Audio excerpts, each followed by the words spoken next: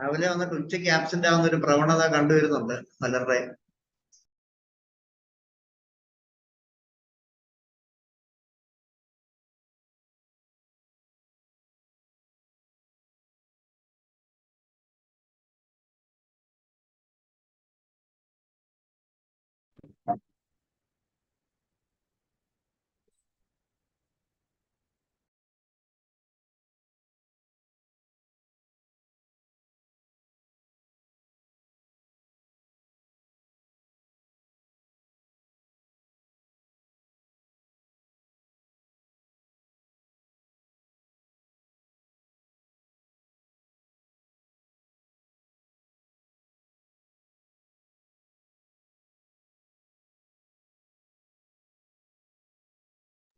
സമയവും സാഹചര്യമൊക്കെ ഒത്തു വരുമ്പോൾ ക്ലാസ്സിന് വരുന്നവരുണ്ട്. കുറച്ചുപേരുണ്ട് അങ്ങനെ, കുറച്ചുപേര് വന്നിട്ടില്ല. അത് കേൾക്കേണ്ട കുറച്ച് ആള് വന്നിട്ടുമില്ല, ആബ്സെന്റ് ആണ്. എല്ലാ ക്ലാസ് അറ്റൻഡ് ചെയ്യണം. കാര്യം അവസാനം എടുത്തു വെച്ച് വായിക്കുമ്പോൾ റിവൈസ് ചെയ്യുമ്പോൾ ചിലതൊന്നും മനസ്സിലാകത്തില്ല. ആർട്ട് ആൻഡ് കൾച്ചറൊക്കെ എന്താ പല അറ്റൻഡൻസ് കുറവാണല്ലോ. ഇത് രാവിലെ നോക്കിയപ്പോൾ കുറെ പേര് വന്നിട്ടില്ല.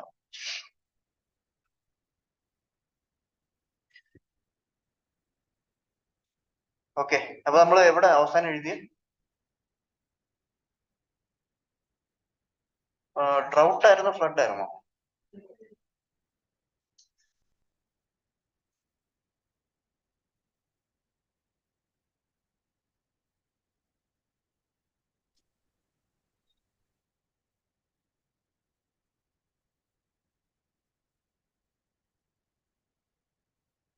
ഫ്ലഡിന്റെ എന്താന്നാ പറഞ്ഞ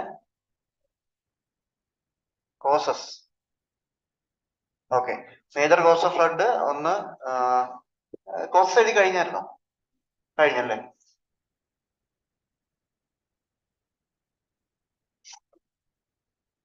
ഇമ്പാക്ട് എഴുതിയായിരുന്നോ? ഇമ്പാക്ട് എഴുതിയോ? കോസസ് നാച്ചുറൽ കോസസും മാൻമെയ്ഡ് കോസസും എഴുതിയില്ലേ? രണ്ടും എഴുതിയിട്ടുണ്ട്. ഓക്കെ, ഇനി impact of flood in India പെട്ടെന്ന് എഴുതിക്കോളൂ. ഒന്നാമത്തെ ഇമ്പാക്ട് എന്ന് പറയുമ്പോൾ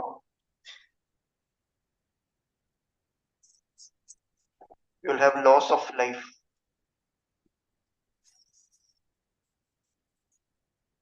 Between 1980 to 2017, India experienced 235 flood. India 235 ഫ്ലഡുകൾ experience ചെയ്തിട്ടുണ്ട്.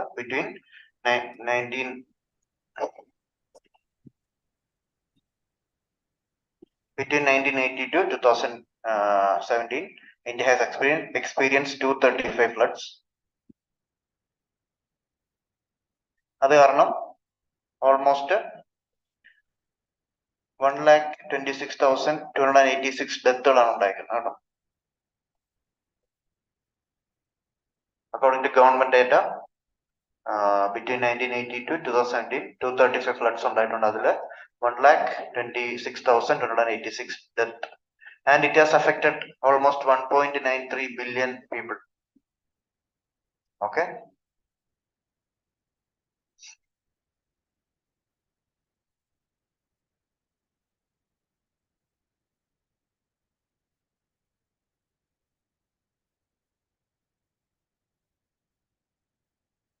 പിന്നെ loss of habitat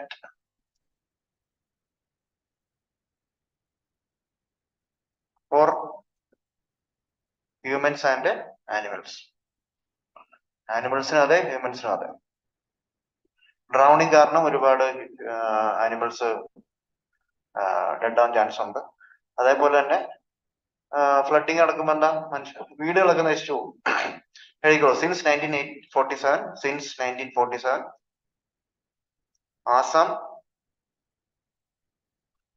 Assam, in Assam, more than 1.25 lakh families. 1.25 lakh families.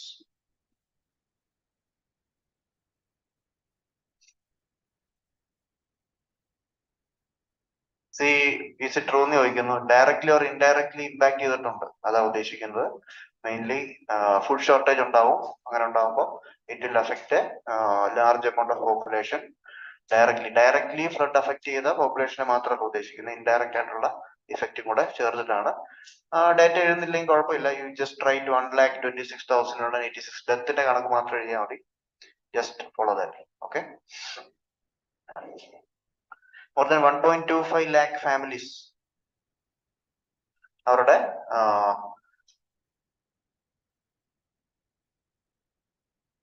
Habitats നഷ്ടപ്പെടുന്ന agricultural or residential land. Okay, എഴുതിക്കോളൂ. Since 1947 in Assam, more than 1.25 lakh families have lost their agricultural or residential land. Agricultural or residential land.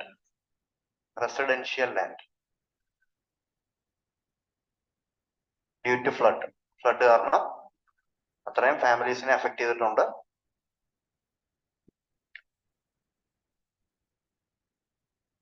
Okay, മറ്റൊരു effect എന്ന് പറയുമ്പോൾ flood can affect essential services. It can affect essential services. എന്തൊക്കെയാ? For example railway lines, road communication,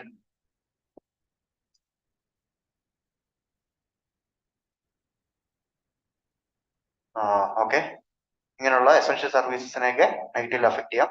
പിന്നെ many spread of diseases, especially waterborne diseases like cholera, typhoid etcetera. Okay,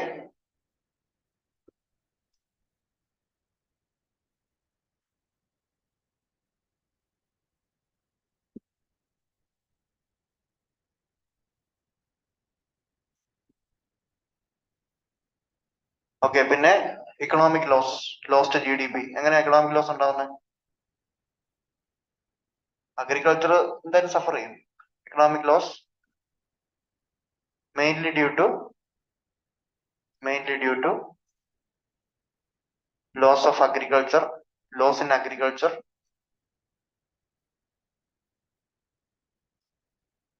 okay, and according to emergency events database,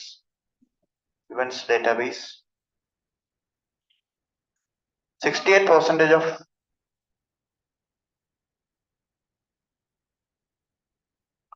economic loss, 68% of economic loss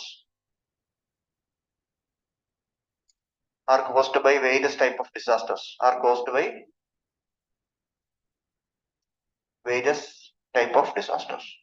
അതിൽ flood ഒരു one of the major disaster തന്നെയാണ്. Okay, various types of disaster.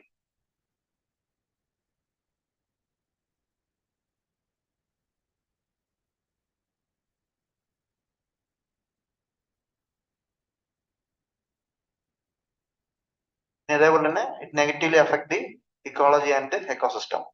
Negatively affect ecology and ecosystem. ഒരുപാട് വർഷം എടുക്കും ചിലപ്പം അത് വീണ്ടും regenerate ചെയ്ത് വരാൻ ചിലപ്പം ഒരുപാട് ടൈം എടുക്കും. പിന്നെ ഫ്ലഡ് എന്തെങ്കിലും പോസിറ്റീവ് ഇമ്പാക്ട് ഉണ്ടോ? ഈ ഫ്ലഡ് പ്ലെയിൻ കേട്ടിട്ടില്ലേ? Have you heard out flood plain?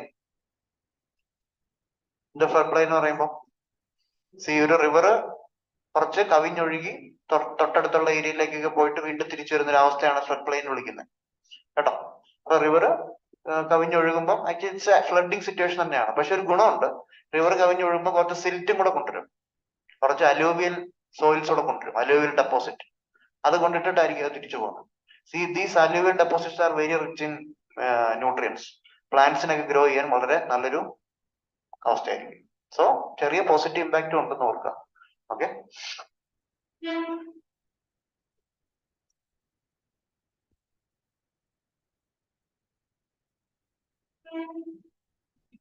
Flood management framework in India എഴുതും.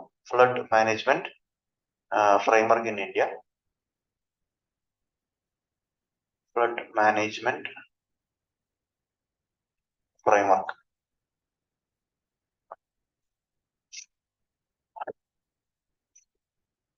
ഏജൻസീസ്, ഏതൊക്കെ ഏജൻസീസ് പറയാലോ, പഠിച്ചിട്ടുണ്ട്. NDMA, National Disaster Management Authority, NDRF,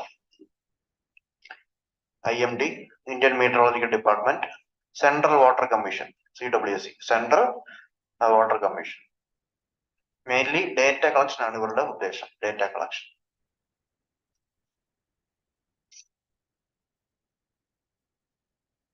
അതേപോലെ തന്നെ വാട്ടർ ലെവൽ ഇൻ ഡാംസ് ഒക്കെ IMDക്ക് നോക്കാനുള്ള ഉത്തരവാദിത്വം ഈ സെൻട്രൽ വാട്ടർ കമ്മീഷൻ നോക്കും. Water level in dams. See water level high ആണെങ്കിൽ it will alert the states. Flood ഉണ്ടാവാൻ ചാൻസ് ഉണ്ടാവുന്ന സ്റ്റേറ്റ്സിനെ അലേർട്ട് ചെയ്യാൻ ചാൻസ് ഉണ്ടാവും. അലേർട്ട് ചെയ്യും. Okay, CWSC will get in data collection and in measuring the water levels in the dam, and it will help in alerting the state for a potential flood. It will help in alerting the states for a potential flood. Okay. Other government initiatives. Mainly on the National Flood Risk Mitigation Project. National Flood Risk Mitigation Project. Main aim is to mobilize resources and capability for relief, rehabilitation from disasters. Okay. Then flood management program.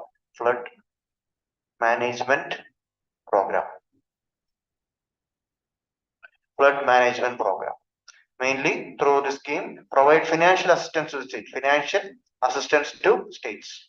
States എന്ത് കൊടുക്കും? Financial assistance കൊടുക്കും. എന്തിനു വേണ്ടി? For flood management activities. അതാണ് flood management പ്രോഗ്രാമിനാണ് ഉദ്ദേശിക്കുന്നത്. It will help the states in getting financial assistance. Okay. And next one is dam rehabilitation and improvement project. Dam rehabilitation and improvement project. That mainly improve the safety and performance of existing dam. Improving the safety and performance of existing dam. Dam rehabilitation and improvement project. മനസ്സിലായല്ലോ? Okay. Okay, ഇനിയും heading എഴുതിക്കോളൂ. NDMA guidelines.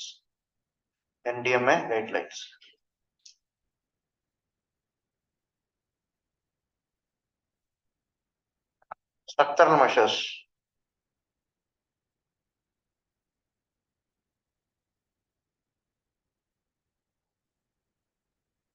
Structural measures mainly dams and reservoirs to act as a flood cushion. Dams and reservoirs to construction of dam. Structural measures എന്ന് പറയുമ്പോൾ construction തന്നെയാണ്. Structure എന്തെങ്കിലും construct ചെയ്യുന്നുണ്ടാവും. അല്ലാതെ separate construction എഴുതണ്ട. Just structural measures എന്ന് പറയുന്നതായിട്ട് first dams and reservoir for to act as flood cushions. CUSHION. Next, natural detention basins.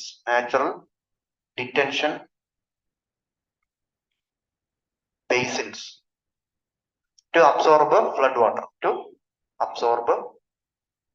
water.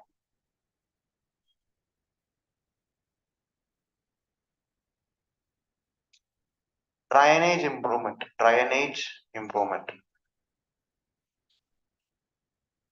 Unblocking from plastic and other waste. ഡ്രൈനേജിലൊക്കെ പ്ലാസ്റ്റിക് മറ്റു സാധനങ്ങളൊക്കെ കുടുങ്ങി കിടപ്പുണ്ടെങ്കിൽ എടുത്ത് മാറ്റുക, അല്ലെങ്കിൽ വെള്ളം പൊങ്ങി വരും. വെള്ളം ഒഴുകി പോകാനുള്ള സ്ഥലം കൊടുക്കുക, അത്രേ ഉള്ളൂ കേട്ടോ. Drainage improvement to unblocking from plastic and other waste. Then channel improvement എന്ന് പറയുമ്പോൾ റിവർ ഫ്ലോ ചെയ്യുന്ന ചാനൽ ഉദ്ദേശിക്കുന്നത് കേട്ടോ. Increasing the flood carrying capacity of rivers. Carrying capacity of rivers, flood carrying capacity of rivers. Then embankment, sea wall restricting the flow of water, to restrict the flow of water.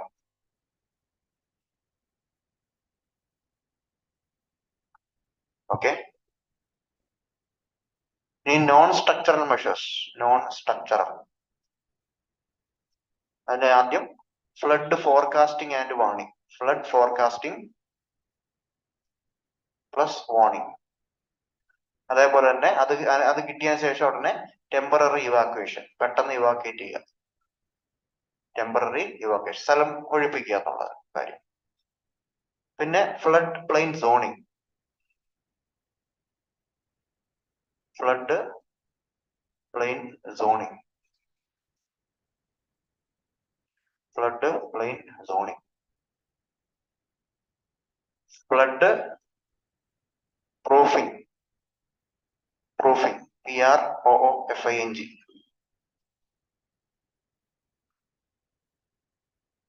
and the removal of flood prone structure, and the removal of flood prone structures. Then public awareness, at the point public awareness,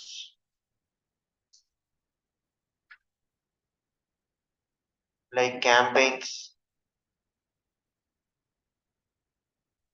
mock drills, etc.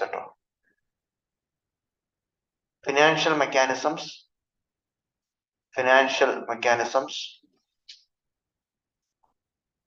like flood insurance,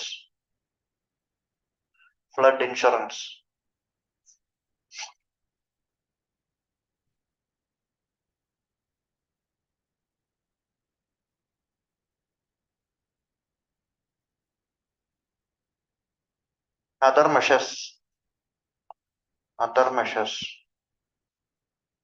planting of tree and mangrove, planting of trees plus mangroves,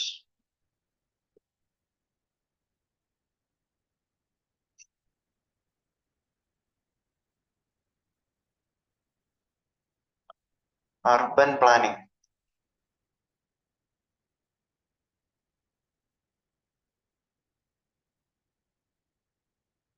okay, Ramari.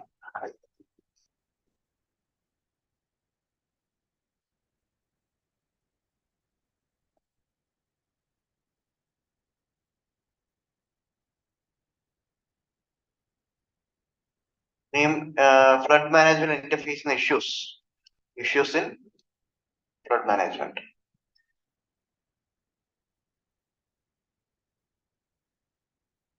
General ആയിട്ടുള്ള issues അറിയാലോ, disaster manage ചെയ്യുന്നതല്ലേ, അതൊക്കെ തന്നെ ഇവിടെ use ചെയ്യാം കേട്ടോ. Challenges in disaster management ഒരു കുറെ പോയിന്റ് ഉണ്ട്, തന്നെ പ്രൈമർക്ക് പഠിച്ചാലും മതി, എല്ലായിടത്തും യൂസ് ചെയ്യാം. ബട്ട് ഈ ഫ്ലഡ് സ്പെസിഫിക് ആയിട്ടുള്ള കുറച്ച് പോയിന്റ്സ് ഉണ്ടാവും, അതോടെ ആഡ് ചെയ്യുന്നേ ഉള്ളൂ. Okay, according to audit report,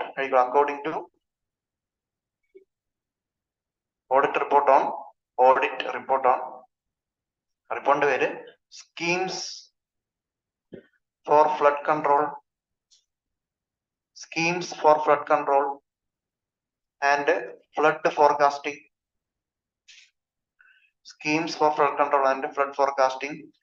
in 2017 by CAG.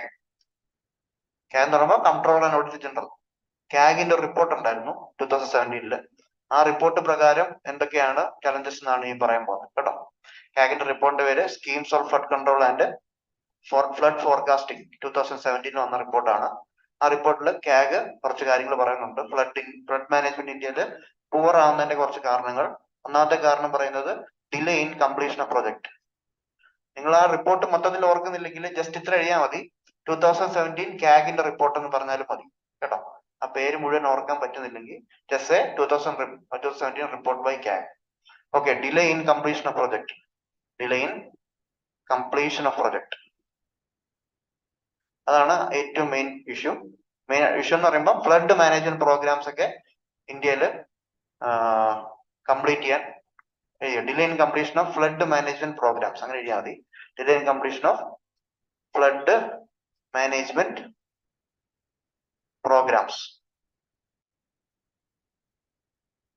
Mainly due to അത് സംഭവിക്കുന്നത് mainly due to shortfall of central government assistance. Shortfall of central assistance. ഒന്നുമില്ല, സെൻട്രൽ ഗവൺമെന്റിൽ നിന്നുള്ള ഫിനാൻഷ്യൽ അസിസ്റ്റൻസ് ഒക്കെ എത്തുമ്പോഴത്തേക്ക് സമയമെടുക്കും, അല്ലെങ്കിൽ കുറവായിരിക്കും. അത് കാരണം സ്റ്റേറ്റ് ഗവൺമെന്റ് ഒന്നും പ്രോപ്പർലി ഫ്ലഡ് മാനേജ്മെന്റ് പ്രോഗ്രാംസ് ഒന്നും ഇംപ്ലിമെന്റ് ചെയ്യാൻ പറ്റുന്നില്ല. Mainly due to shortfall of central assistance. രണ്ടാമത്തെ ഒരു point, lack of a proper disaster management plan for dams. Proper disaster management plan for dams. ഡാമുകൾക്ക് അങ്ങനെ plan കുറവാണ്. Only 7% of total 7% of total large dams in India have an emergency action plan. Only 7% of total large dams in India have a emergency action plan. പിന്നെ പറയുന്നത് poor flood forecasting network. Poor flood forecasting system.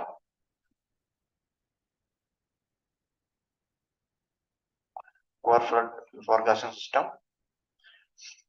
And most of the forecasting stations are not operational. Most of the forecasting stations are not operational. Operational അല്ല എന്നുള്ളൊരു കാര്യം.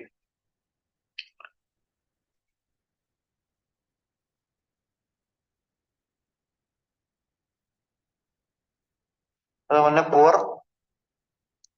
flood risk mapping.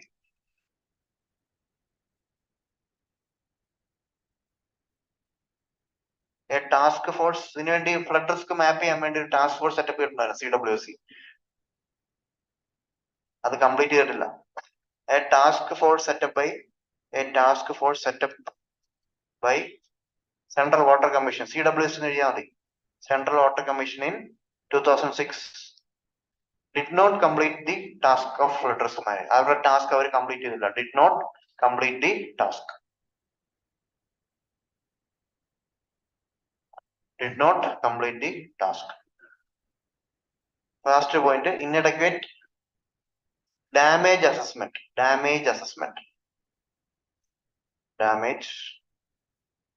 Inadequate damage assessment. ഇതൊക്കെയാണ് main ആയിട്ട് കാഗിന് report പറയുന്നത്. മറ്റ് challenges ഒക്കെ എന്ത് എഴുതണം? ഇനിയും എഴുതണം എന്നുണ്ടെങ്കിൽ ജനറൽ ആയിട്ടുള്ള നിങ്ങൾ പോയിന്റ്സ് എഴുതിയാൽ മതി. ജനറൽ ആയിട്ടുള്ള ചലഞ്ചസ് ടു ഡിസാസ്റ്റർ മാനേജ്മെന്റ് പഠിച്ചു കഴിഞ്ഞാൽ കുറെ പോയിന്റ്സ് കിട്ടും. വെറുതെ ഞാൻ കുറെ പോയിന്റ്സ് ഇവിടെ തന്ന് ആഡ് ചെയ്യുന്നില്ല. ആ പോയിന്റ്സ് തന്നെ ജനറൽ ആണ്, അത് എഴുതിയാൽ മതി കേട്ടോ. സ്പെസിഫിക് ആയിട്ട് പറയേണ്ട കുറച്ച് പോയിന്റ്സ് ആണ് നിങ്ങൾക്ക് തന്നേക്കുന്ന കാഗിന്റെ റിപ്പോർട്ട് തന്നേക്കുന്ന കുറച്ച് പോയിന്റ്സ്.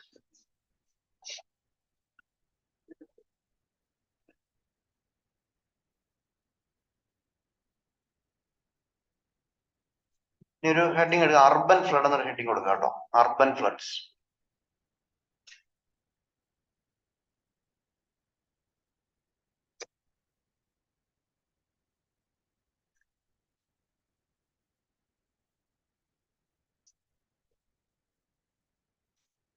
അർബൻ ഫ്ലഡ് റീസെന്റ് കണ്ടുവരുന്ന ഒരു റീസെന്റ് അല്ല, പറഞ്ഞൊരു 2 ഡിക്കേഡ് ആയിട്ട് കണ്ടുവരുന്ന ട്രെൻഡാണ് അർബൻ ഏരിയാസിൽ ഉണ്ടാകുന്ന പെട്ടെന്നുണ്ടാകുന്ന flooding.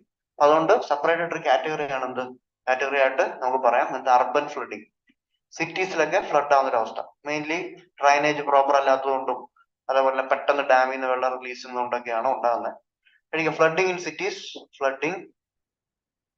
Cities and towns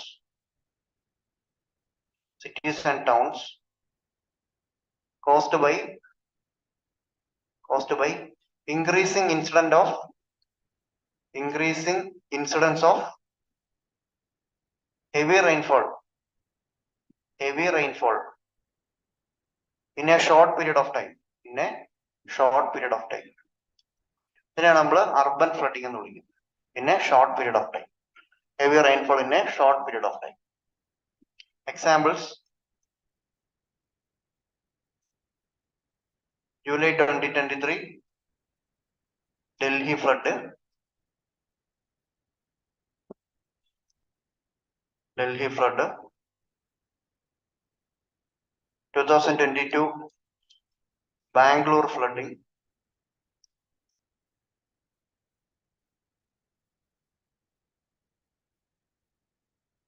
2019 Patna flooding.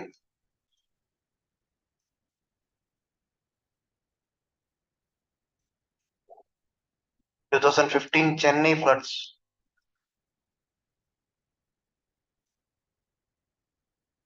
2005 Mumbai floods. 5 Mumbai floods. Okay. Major causes. Main cause lack of proper drainage network. Lack of proper drainage network. Proper drainage properly keep in the network improper ആണെന്നുള്ളൊരു കാര്യമാണ്. മറ്റൊരു point dying water bodies. Dying water bodies. Mainly due to encroachment.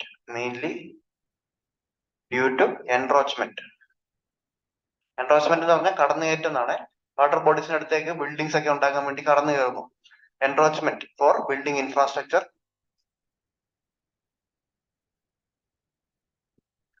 സൈഡിൽ ഒരു margin വിടുക കേട്ടോ.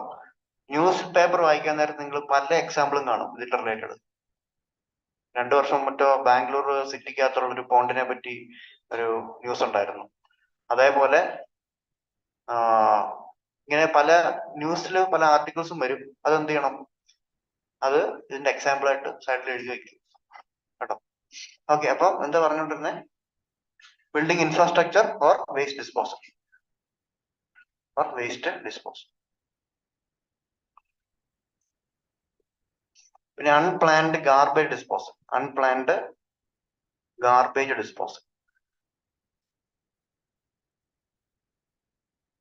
Climate change and erratic rainfall. Predict ചെയ്യാൻ പറ്റത്തില്ല, എപ്പോഴാണ് ഉണ്ടാകുന്നത്, പെട്ടെന്നായിരിക്കും മഴയൊക്കെ പെയ്യുന്നത്. Erratic and heavy rainfall.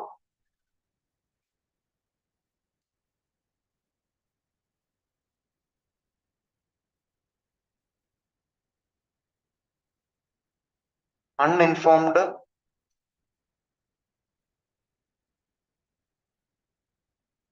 release of water from dam. Example: 2023 Delhi flood. 2023 Delhi flood was caused due to water discharge. From Hathnikund barrage.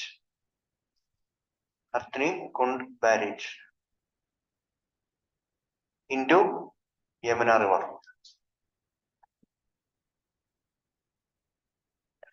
23 Delhi flood was caused mainly due to Hathnikund barrage, release of water from Hathnikund barrage into Yamuna River.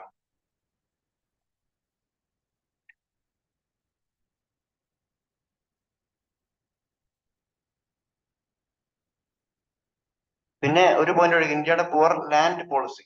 India's poor land management policy.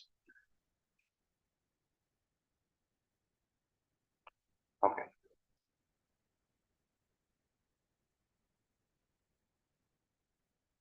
Initiatives, suggestions, എങ്ങനെ tackle ചെയ്യാന്നുള്ള suggestions.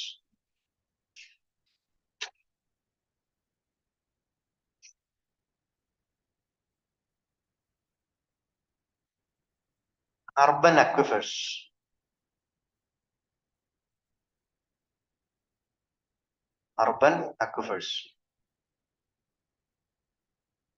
Okay. Groundwater rejuvenation. ground water rejuvenation.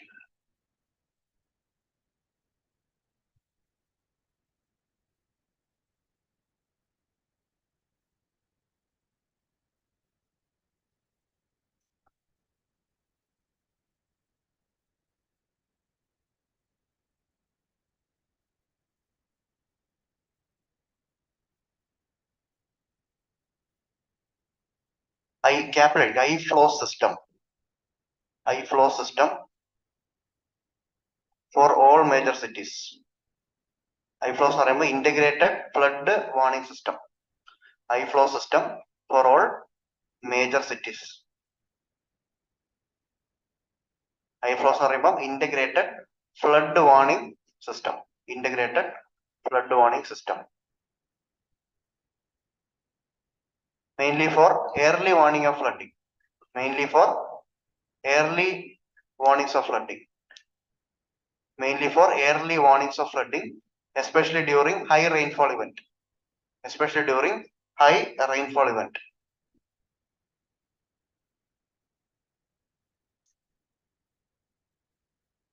High rainfall event. കിട്ടിയില്ലേ? I-flows are integrated flood warning system for all major cities for providing early warning for flooding during high rainfall event. Then blue-green infrastructure. Other measures blue-green infrastructure. Blue-green infrastructure. Bioswale.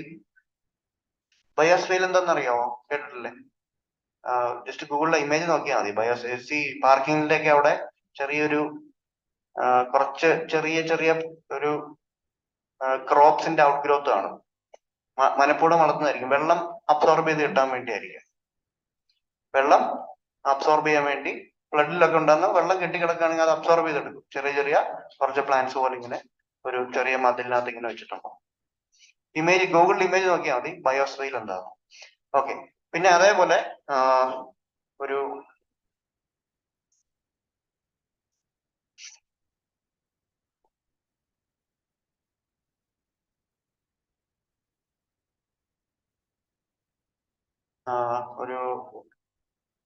Good മെഷറോ അങ്ങനെയുള്ള ഒരു case study എന്നോ good മെഷർന്നോ ഒരു international example എന്നോ വല്ലതും എഴുതാം.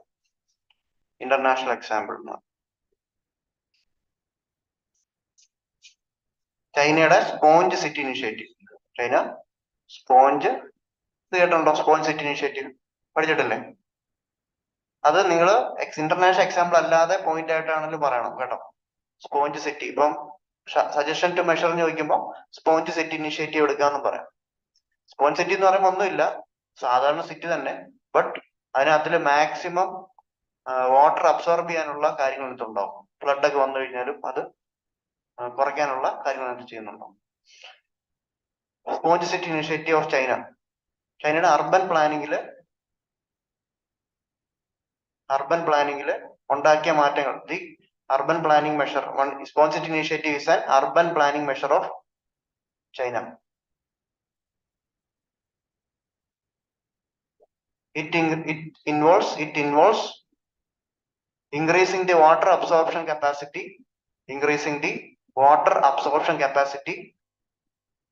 of various cities in China. Water absorption capacity of various cities in China. Example, use of permeable asphalt.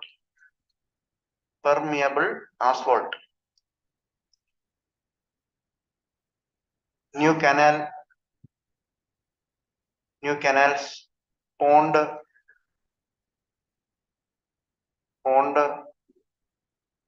wetland restoration,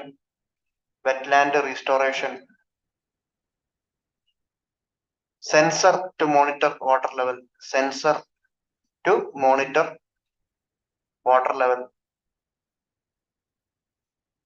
okay, sensor to monitor water level.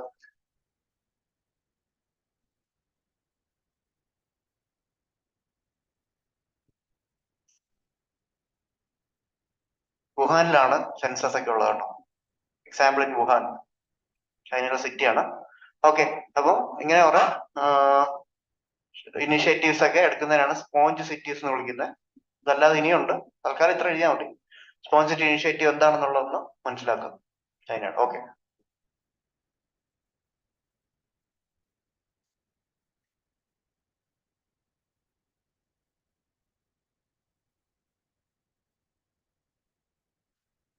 അടുത്തൊരു heading എഴുതിക്കോളൂ, land slide.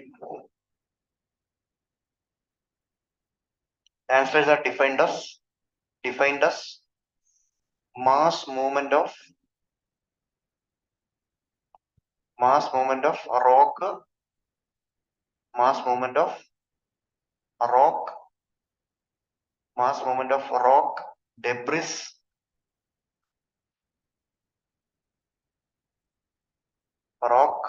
debris,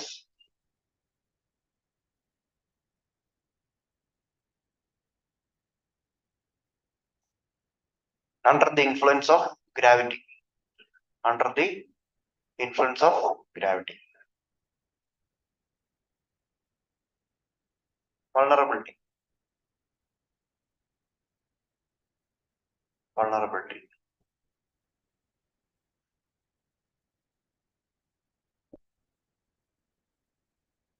Raut നമ്മൾ പറഞ്ഞില്ലേ? Figure വരച്ചിട്ടുണ്ടായിരുന്നു.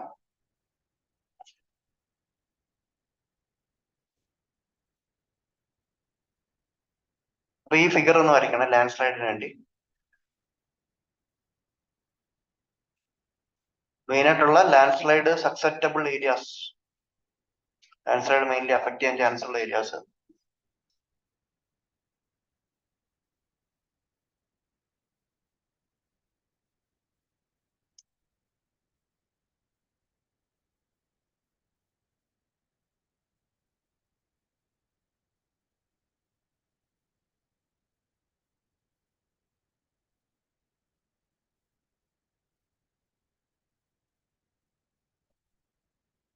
തന്നില്ലേ? ആദ്യം ഇത് വരയ്ക്ക്.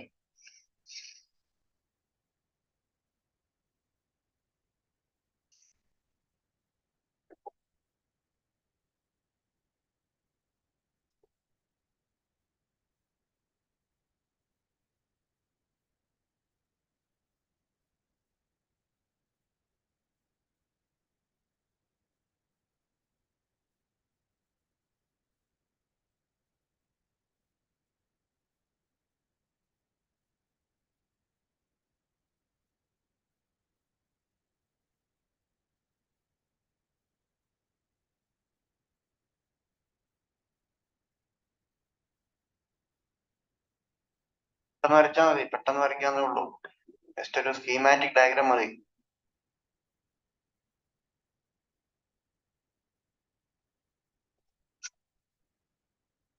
Okay, വരച്ചല്ലോ.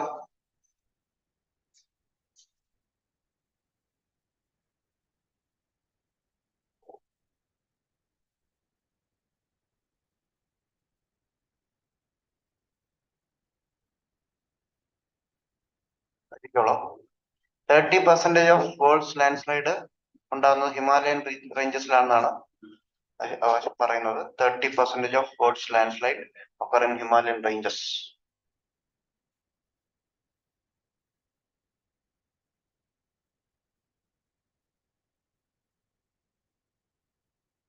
അതുപോലെ Sikkim Garhwal regions, Sikkim Garhwal regions average of 2 landslides per square kilometer. Average of 2 landslides per square kilometer.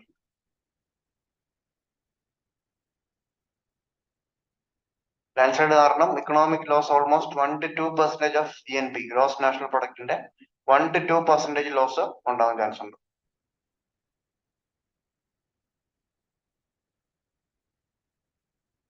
1 to 2% of gross national product.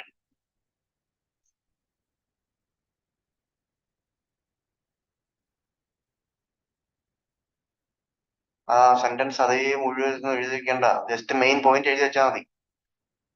മനസ്സിലായില്ലേ? Use just ആ മെയിൻ ഫാക്ട് പിക്ക് ചെയ്യാനുള്ളൊരു ഇത് മതി. മെയിൻ ഫാക്ട് എഴുതിയാൽ മതി. മനസ്സിലായല്ലോ? നിങ്ങളെ നോട്ടാണ്, വേറെ ബുക്ക് നിങ്ങൾ പബ്ലിഷ് ചെയ്യാൻ പോകല്ല. Okay okay.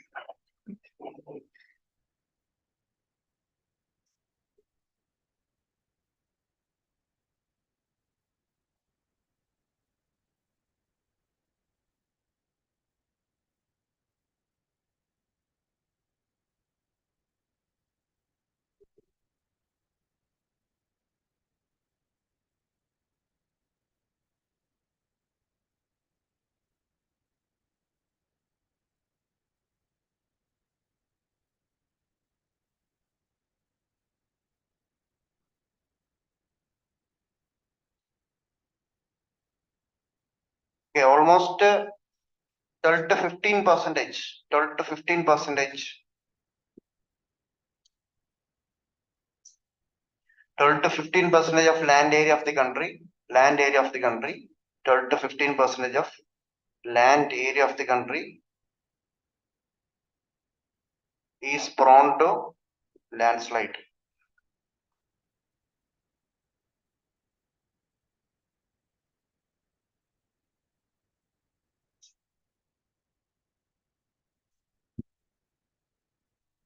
India is among the most landslide affected country. Is among the most landslide affected country, accounting for at least 28% of such event over last 12 years.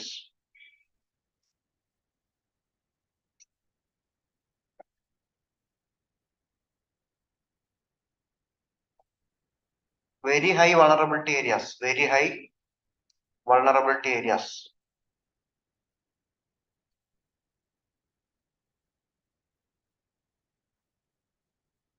Himalayas, Andaman Nicobar region.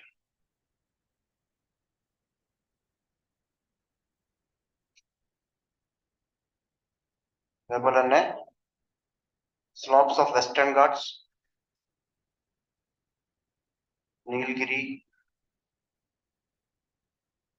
and northeast.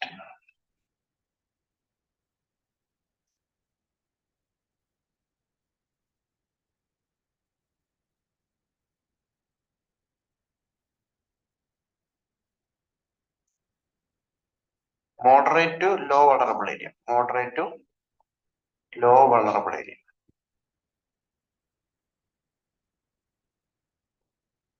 Trans Himalayas. ഇതൊക്കെ മഴ കുറവായിരിക്കും trans Himalayan റീജിയനിലൊക്കെ. Ladakh Spiti valley. Ladakh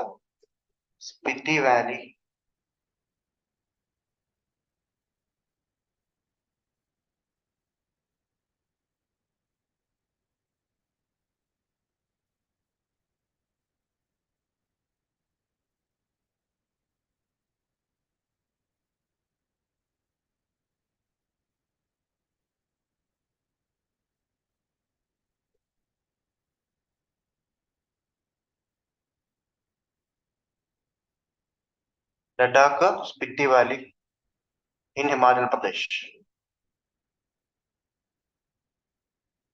പിന്നെ അതേപോലെ തന്നെ low rainfall areas of Aravallis. Low rainfall regions of അരവല്ലീസ്.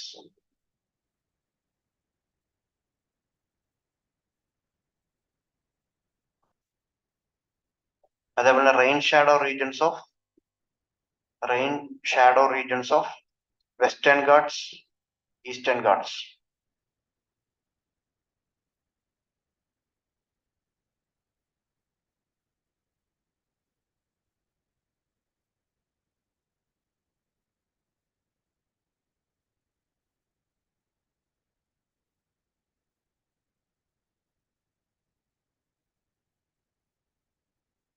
Okay, examples, landslide event in the examples.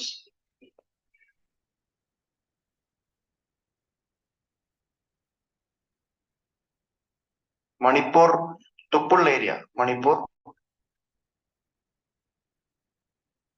Manipur,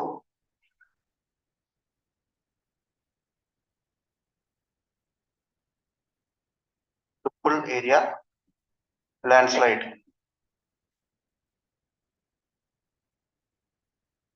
(2021) landslide in Kodagu, Karnataka. Kodagu, Karnataka. In 2020 August.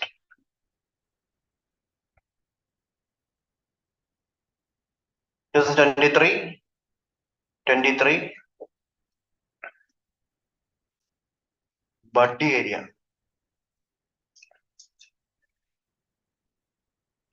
Himachal Pradesh.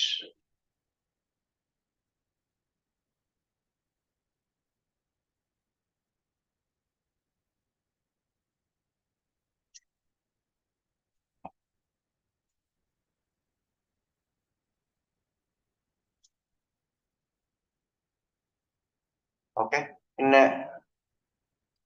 Idukki landslide. Idukki landslide. Kerala. 2019. 2019.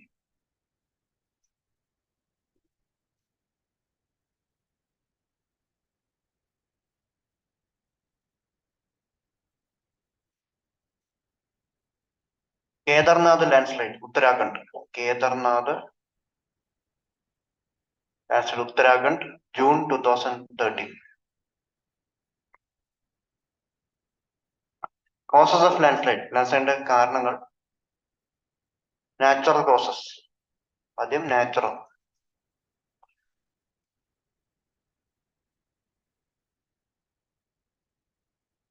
Natural ആയിട്ട് വരുന്നത് geologically weak material. Geologically weak material.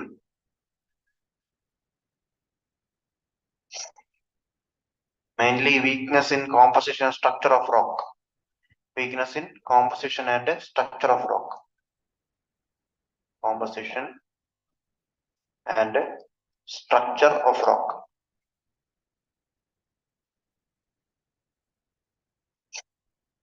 In an intense rainfall. Intense rainfall. Causing erosion of slope.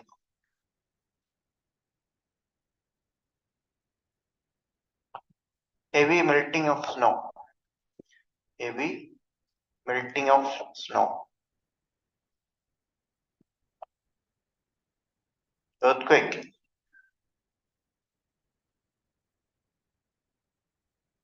അതുപോലെ തന്നെ volcanic eruption. ഇത് കാരണമൊക്കെ landslide ഉണ്ടാക്കാം. ഇതൊക്കെ പക്ഷെ natural ആയിട്ടുള്ള കാരണങ്ങളായിരിക്കും. Volcanic eruption. Okay.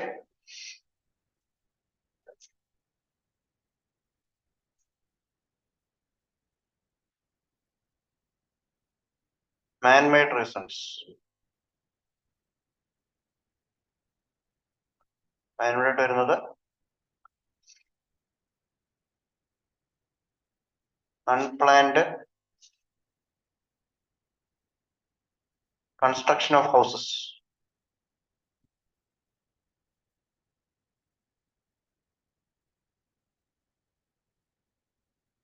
In hilly areas.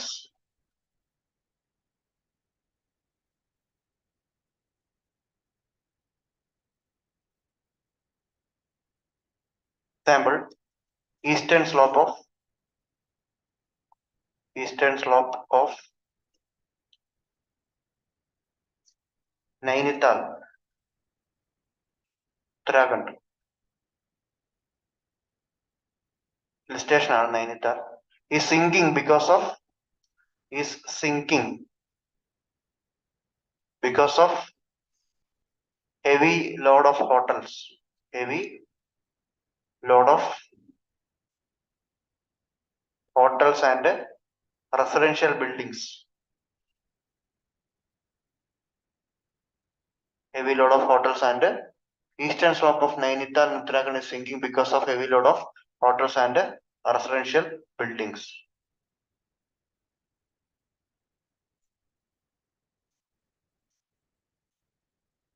The mining,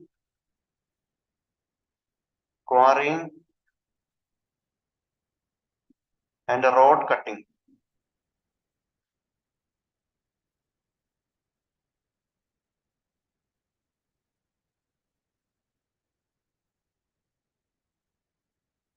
In hill slopes. Example, it is observed throughout. It is observed throughout Himalayas, Eastern and Western Ghats. Eastern and Western Ghats. ഇത് നമ്മള് മറ്റേ Kasturirangan committee റിപ്പോർട്ടും ഒക്കെ ഗാഡ്ജിൽ committee റിപ്പോർട്ടും ഒക്കെ ചൂണ്ടിക്കാണിച്ചിട്ടുണ്ട്. അത് not ചെയ്യാൻ തന്നിട്ടുണ്ടായിരുന്നു പണ്ട് ആൻസർ റൈറ്റിംഗ് സെഷനകത്ത് ഞാൻ തന്നിട്ടുണ്ടായിരുന്നു 2 കമ്മിറ്റിയുടെ റിപ്പോർട്ട്. അതിനകത്ത് അവർ പറയുന്നുണ്ടായിരുന്നു ലാൻഡ് സ്ലൈഡ് ഉണ്ടാകുന്നതിന് കാരണം ഇല്ലീഗൽ മൈനിങ്ങും ക്വാറിയും ഒക്കെയാണ്. വെസ്റ്റേൺ ഗാർഡ്സിലൊക്കെ ലാൻഡ് സ്ലൈഡ് ഉണ്ടാകുന്നതിന്റെ ഒരു കാരണം എന്ന് അതിനകത്ത് എടുത്ത് പറയുന്നുണ്ട്. വേണമെങ്കിൽ അത് നിങ്ങളോട് പറയാം.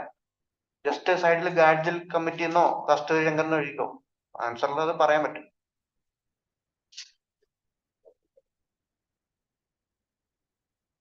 Then deforestation. Deforestation increase the surface water runoff. Deforestation will increase the surface water runoff.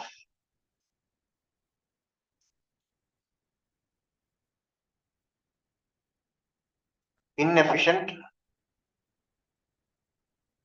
irrigation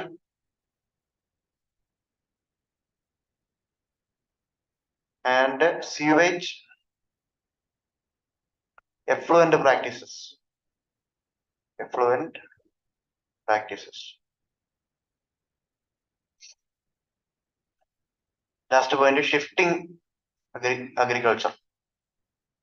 Shifting agriculture, mainly practiced in Northeast India. Mainly practiced in Northeast India. Okay.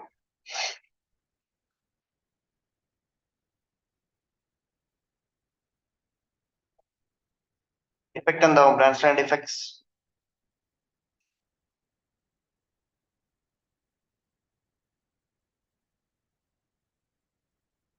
Effects of landslide. Short term ആയിട്ടുള്ള effect, പെട്ടെന്നുണ്ടാകുന്ന effect എന്തൊക്കെയാന്ന് വെച്ചാൽ, ഒന്ന് loss of life.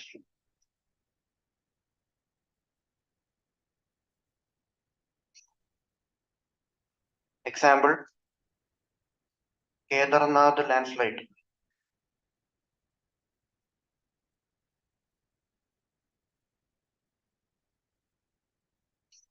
Resulted in large number of death.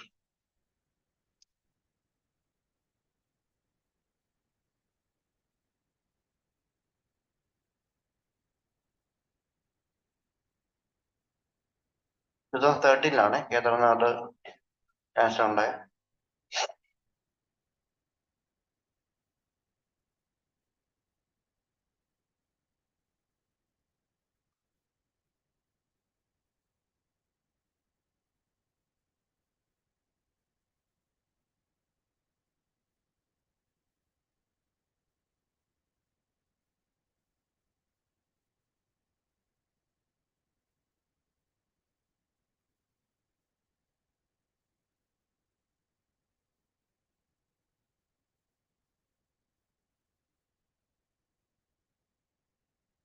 Actually 5,000 to 6,000 പേരോളം dead ആയിട്ടുണ്ട് Kedarnath incident കാരണം.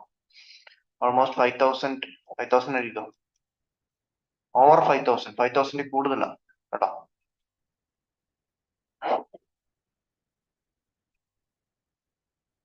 പിന്നെ property destruction of property. Example in Idukki land സ്ലൈഡില് ഉണ്ടായി. Idukki land slide.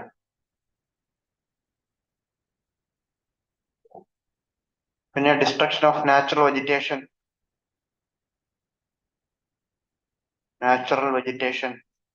Example trees are uprooted. Trees are uprooted. Okay, ഇതൊക്കെയാണ് ഷോർട്ട് ടേം ആയിട്ടുള്ള effect ആയിട്ട് പറയാൻ പറ്റും. ലോങ് ടേം ആയിട്ട് പറയുകയാണെങ്കിൽ when you take long term effect, you can say change in landscape, loss of cultivable land. അത് കാരണം ഇക്കണോമിനെ affect ചെയ്യാം. Can affect the economy. Loss of cultivable land, soil loss, relocation of population, migration ഉണ്ടാവും. Population or migration എങ്ങനെയുള്ള എഴുതാം.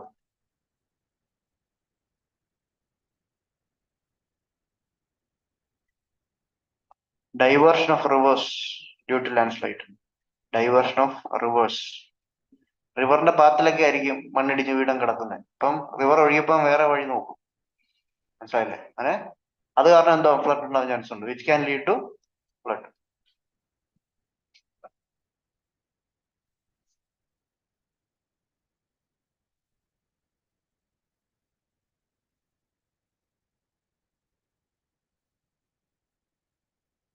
NDMA guidelines for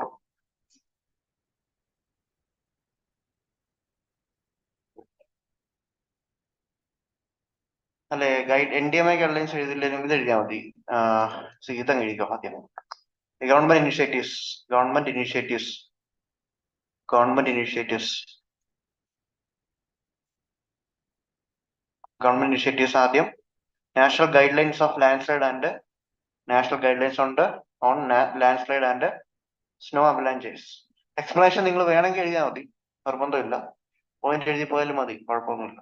national guidelines on landslide and snow avalanches. ഇത് prepare ചെയ്ത് NDMA ആണെന്ന് എഴുതിക്കും. Prepared by national disaster management authority. Land സ്ലൈഡിന്റെ risk mitigate ചെയ്യാൻ വേണ്ടിയുള്ളൊരു മെഷറാണ് national guidelines on landslide and snow avalanches. അതുപോലെ landslide atlas of India. Landslide atlas of India ഒരു ഡോക്യുമെന്റ് ആണ്. ഇത് പ്രിപ്പയർ ചെയ്തത് നാഷണൽ റിമോട്ട് സെൻസിംഗ് സെന്റർ, ഇസ്രോയുടെ ISROയുടെ നാഷണൽ റിമോട്ട് സെൻസിംഗ് സെന്റർ ആണ് ഇത് പ്രിപ്പയർ ചെയ്യുന്നത്. Landslide atlas. ഡാമേജ് അസസ്മെന്റും എന്തോരം ലാൻഡ് സ്ലൈഡ് ഒക്കെ ഉണ്ടാകാൻ ചാൻസ് ഉണ്ടാവുന്നു. വൾണറബിലിറ്റി മാപ്പിംഗ് ആണ് mainly. Prepared by national remote sensing centre, one of the centres of ISRO. ISROയുടെ ഒരു സെന്റർ ആണ്.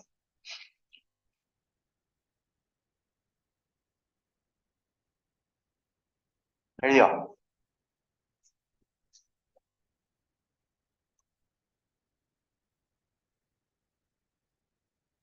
Land slide risk mitigation scheme.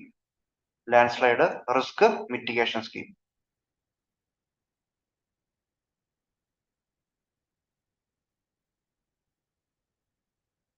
അതുപോലെ flood risk mitigation scheme.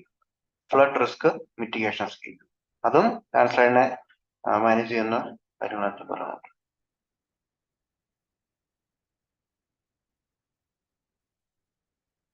Flood risk mitigation scheme.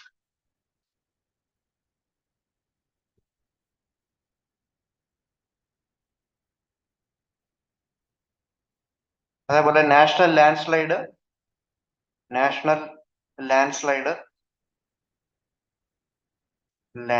Slide സക്സെപ്റ്റബിലിറ്റി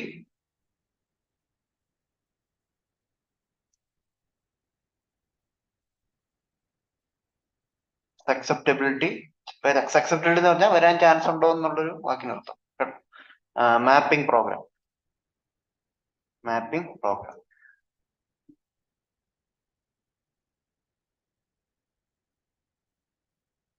ഇത് mainly ചെയ്യുന്നത് geological survey of India ആണ്, GSI. Geology it's mainly conducted by geological survey of India. Already ചെയ്തു കഴിഞ്ഞു, mainly north eastern region and Sikkim. North eastern സിക്കിമിന് വേണ്ടിയൊക്കെ already GSI ഇത് complete ചെയ്ത് കഴിഞ്ഞു.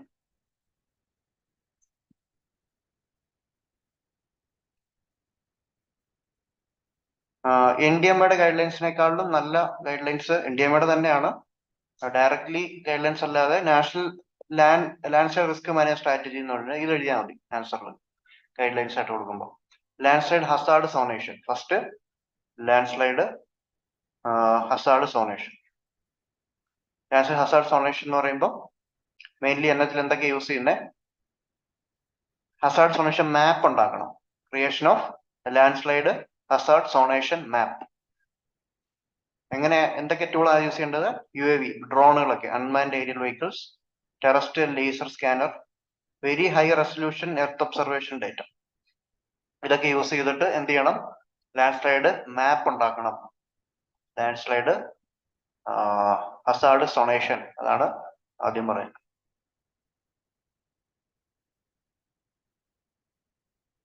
അതേപോലെ തന്നെ landslide monitoring and early warning system വേണമെന്ന് പറഞ്ഞു. Landslide monitoring and early warning system. അതിൽ യൂസ് ചെയ്യേണ്ട കാര്യങ്ങളൊക്കെ numerical weather prediction, automatic rain gauges, ഇങ്ങനെയുള്ള ടെക്നോളജി ഒക്കെ യൂസ് ചെയ്യാൻ നോക്കാം. ലാൻഡ്സ്ലൈഡ് monitoring and early warning system.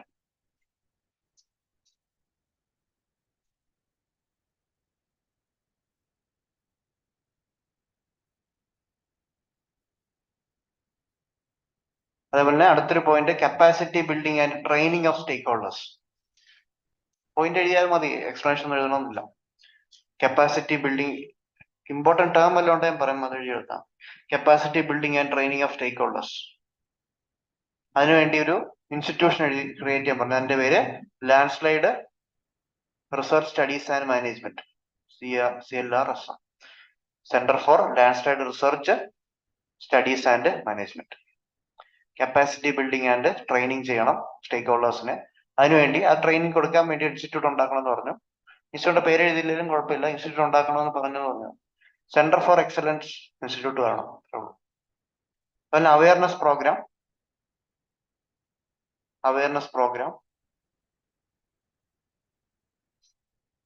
Community awareness കൊണ്ടുവരിക. Awareness programs in order to make the community aware and create a participatory approach. കമ്മ്യൂണിറ്റിയിലുള്ളവർ പാർട്ടിസിപ്പേറ്റ് ചെയ്യണമല്ലോ. Community awareness.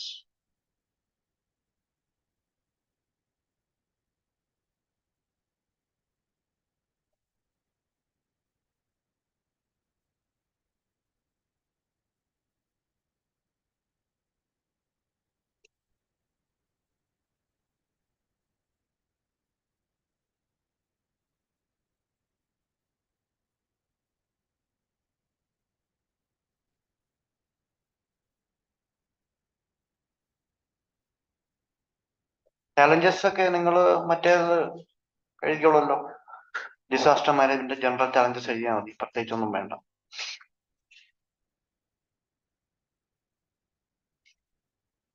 അല്ലാത്ത കുറച്ച് സജഷൻസ് കൂടെ എഴുതിക്കോ. Other suggestions.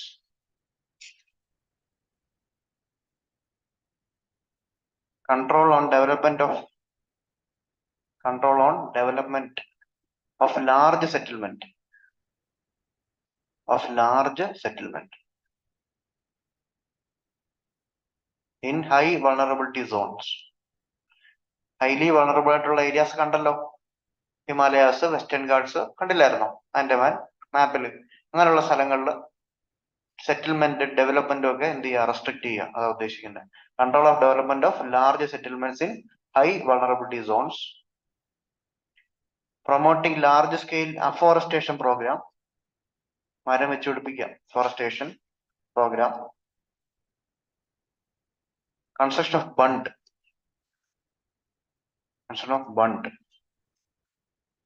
To reduce the flow of water.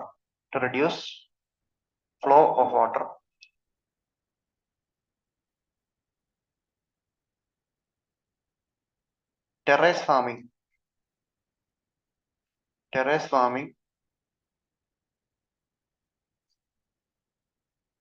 Instead of shifting cultivation. In northeastern hills. North shifting cultivation അവർ ചെയ്യുന്നത്. അത് മാറ്റിയിട്ട് എന്ത് ചെയ്യണം? ടെറസ് ഫാമിംഗ് ചെയ്യണം in north east hills. terrace farming should be encouraged instead of shifting cultivation. Retaining wall, building of retaining walls in mountain slope. In mountain slope. ഇതൊക്കെയാണ് നമുക്ക്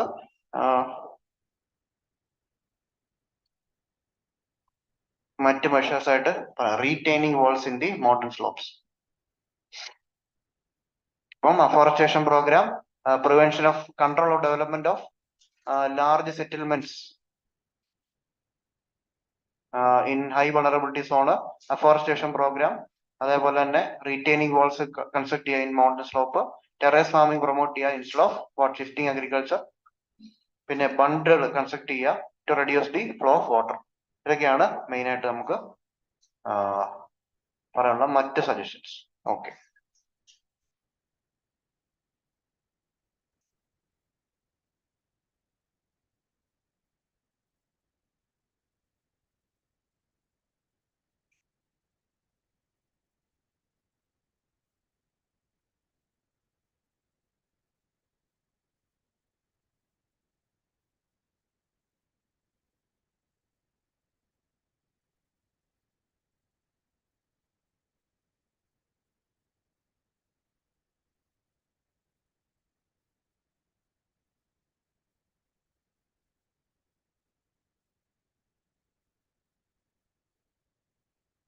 രണ്ട് മിനിറ്റ് ബ്രേക്ക് എടുത്തോ.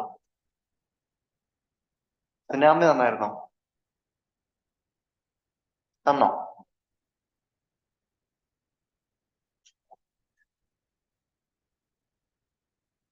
എഴുതാൻ വയ്യാത്തതുകൊണ്ട് തരാത്തായാലും തന്നില്ലെന്ന് പറയില്ല കേട്ടോ.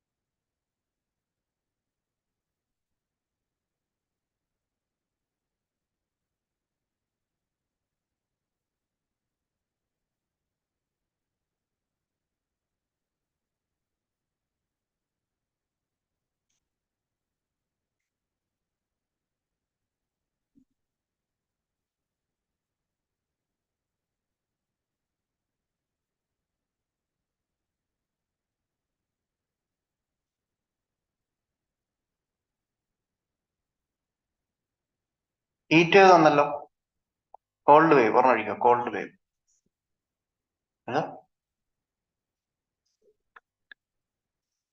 തന്നില്ല. ഓക്കെ ഓക്കെ, അതൊരു 2 പേജ് വിട്ടേക്ക്, തരാം. 2 3 പേജ് വിട്ടേക്ക്. കോൾഡ് വേവ് ഒഴിക്കോളൂ. കോൾഡ് വേവ്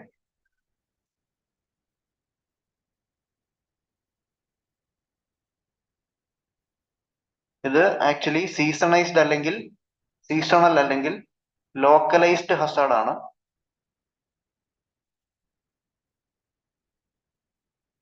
occurring only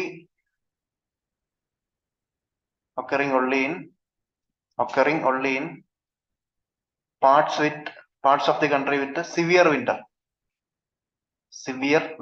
ഭയങ്കരമായിട്ട് തണുപ്പുള്ള സ്ഥലങ്ങളിൽ മാത്രം, സിവിയർ വിന്റർ എക്സ്പീരിയൻസ് ചെയ്യുന്ന സ്ഥലങ്ങളിൽ മാത്രം കാണുന്ന ഒരു ലോക്കലൈസ്ഡ് ഹസാർഡ് ആണ് ആക്ച്വലി ഈ ഒരു കോൾഡ് വേവ് എന്ന് പറയുന്നത്.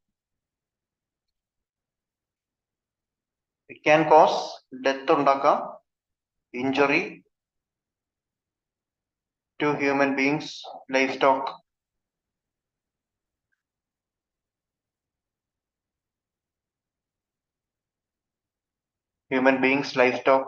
Wild life. പുവർ ഈ കലോറി ഇൻടേക്ക്, ന്യൂട്രീഷൻ സ്റ്റാറ്റസ് ഒക്കെ ആണെങ്കിൽ ഇതിന്റെ എഫക്റ്റ് കൂടും. അങ്ങനെയാണെങ്കിൽ അതിന്റെ എഫക്റ്റ് കൂടാൻ ചാൻസ് ഉണ്ടാവും. IMD definitions for cold wave. IMD definition for cold wave.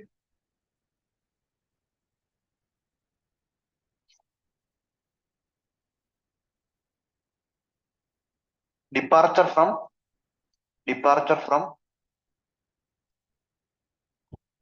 from normal is -5 degree to -6 degree Celsius. -5 degree Celsius to -6 degree Celsius. ഇതിനെയാണ് ഒരു കോൾഡ് വേവ് എന്ന് വിളിക്കുന്നത്. Departure from normal temperature to -5 to -6 degree. -7 variation വരികയാണെങ്കിൽ, -7 degree Celsius variation വരികയാണെങ്കിൽ അതിനെ severe cold wave എന്ന് വിളിക്കും. Severe cold wave.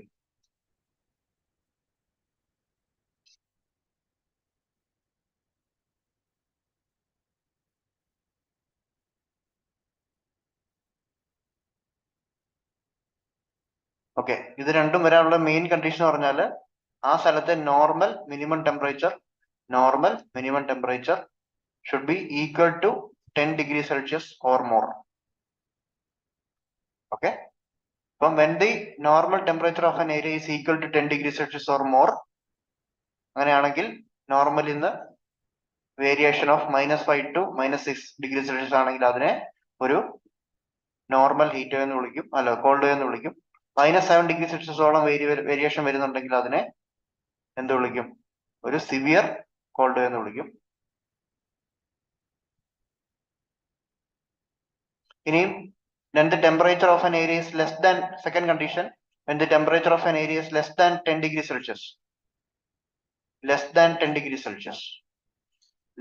degree Celsius ആണെങ്കിൽ എന്തായിരിക്കും? അവിടുത്തെ കോൾഡ് വേവ് ആണെങ്കിൽ departure from normal is equal to departure from normal എന്ന് പറഞ്ഞാൽ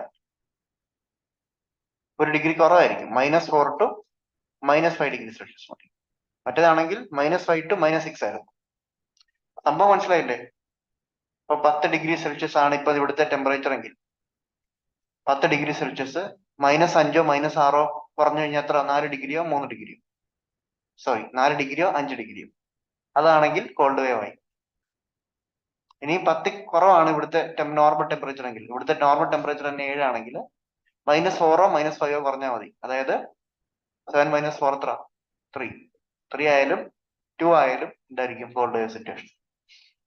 നോർമൽ ടെമ്പറേച്ചറിലുള്ള വേരിയേഷൻ കണക്ക് കാണിക്കാം കേട്ടോ. -4 -5 എന്നത് ശരിക്കുള്ള ടെമ്പറേച്ചർ അല്ല. -4 degree Celsius എത്തണം എന്നല്ല പറയുന്നത്. അതായത് ആ വേരിയേഷൻ 4 ഡിഗ്രി കുറഞ്ഞാൽ മതി എന്നുള്ള ഉദ്ദേശിക്കുന്നത്. മനസ്സിലായോ? ഓക്കെ, സിവിയർ കോൾഡ് വേവ് ആണെങ്കിൽ അങ്ങനെ സിറ്റുവേഷനിൽ സിവിയർ കോൾഡ് വേവ് എന്ന് പറയുമ്പോൾ ഡിപ്പാർച്ചർ -6 degree Celsius ആയിരിക്കും കേട്ടോ. ഡിപ്പാർച്ചർ മറ്റടുത്ത് -7 ആയിരുന്നു. Severe cold wave will be -6 degree Celsius. Okay,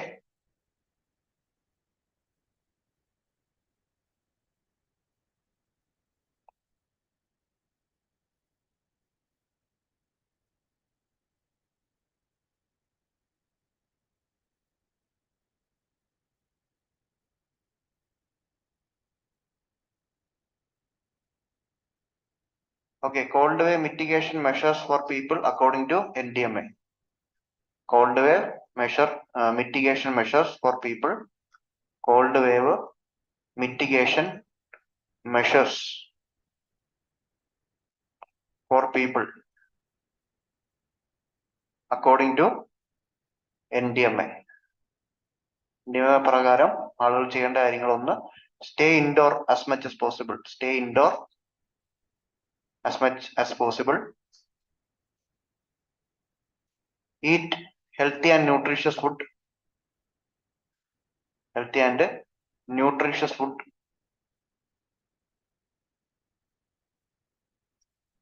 Wear several layers of lightweight and warm clothes. Several layers of lightweight and warm cloth.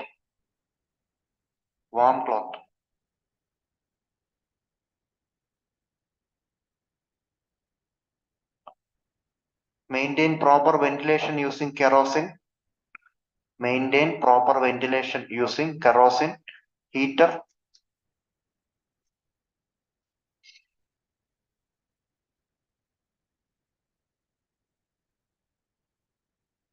Cover your head. Cover your head.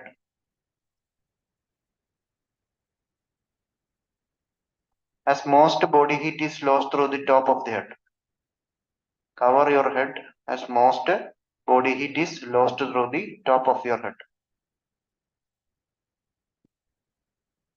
Sixth point, cover your mouth to protect your lungs. Cover your mouth to protect your lungs.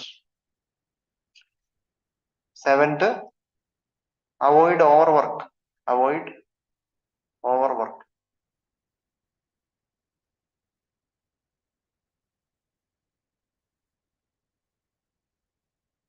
അടുത്തത് watch for signs of overwork. അമിതമായിട്ടൊന്നും work ചെയ്യാതിരിക്കുക. Watch for signs of frostbite.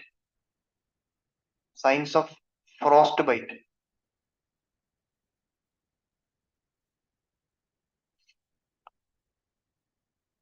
അതിന്റെ signs പറയുമ്പോൾ loss of feeling and white pale appearance.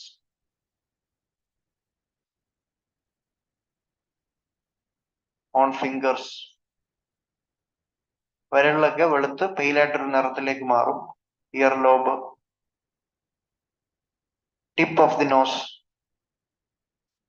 Etcetera. അതുപോലെ തന്നെ watch for signs of hypothermia.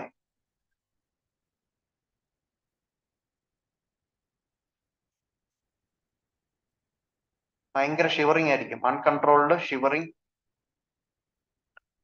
Memory loss,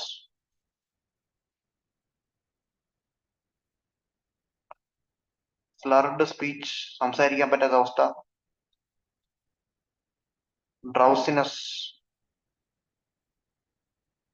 etcetera. ഇത്ര എഴുതിയാൽ മതി.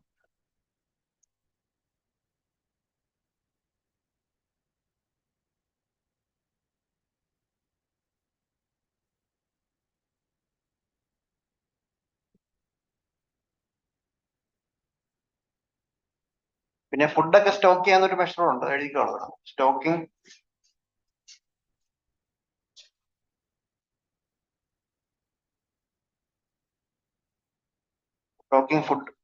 ഫുഡ് സ്റ്റോക്ക് ചെയ്ത് വെക്കുക. പിന്നെ ഇത് പീപ്പിൾ എന്ത് ചെയ്യണം എന്നുള്ളതാണ്. ഇനിയും ആനിമൽസും ക്രോപ്സിനും കൂടെ വേണ്ടിയുള്ളത് പറയുന്നുണ്ട്.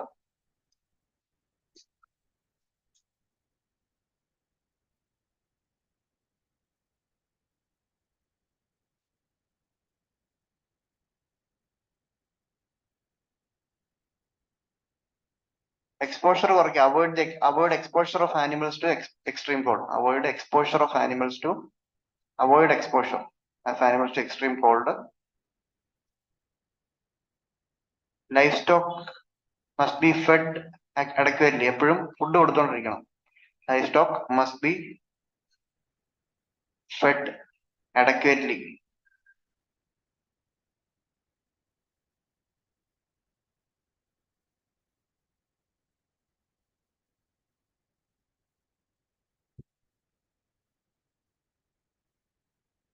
Spraying of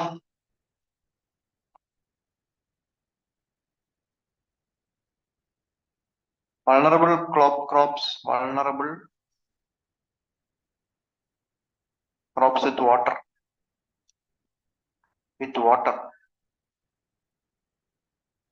To protect the plant by freezing.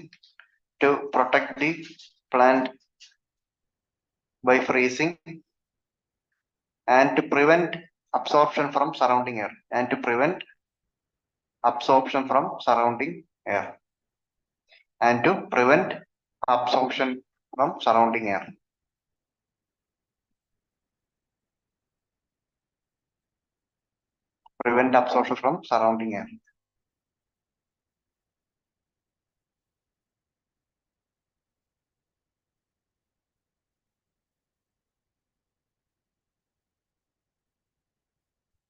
ഇനി ഒരു ഹെഡിങ് കൊടുക്കുക, man-made disasters.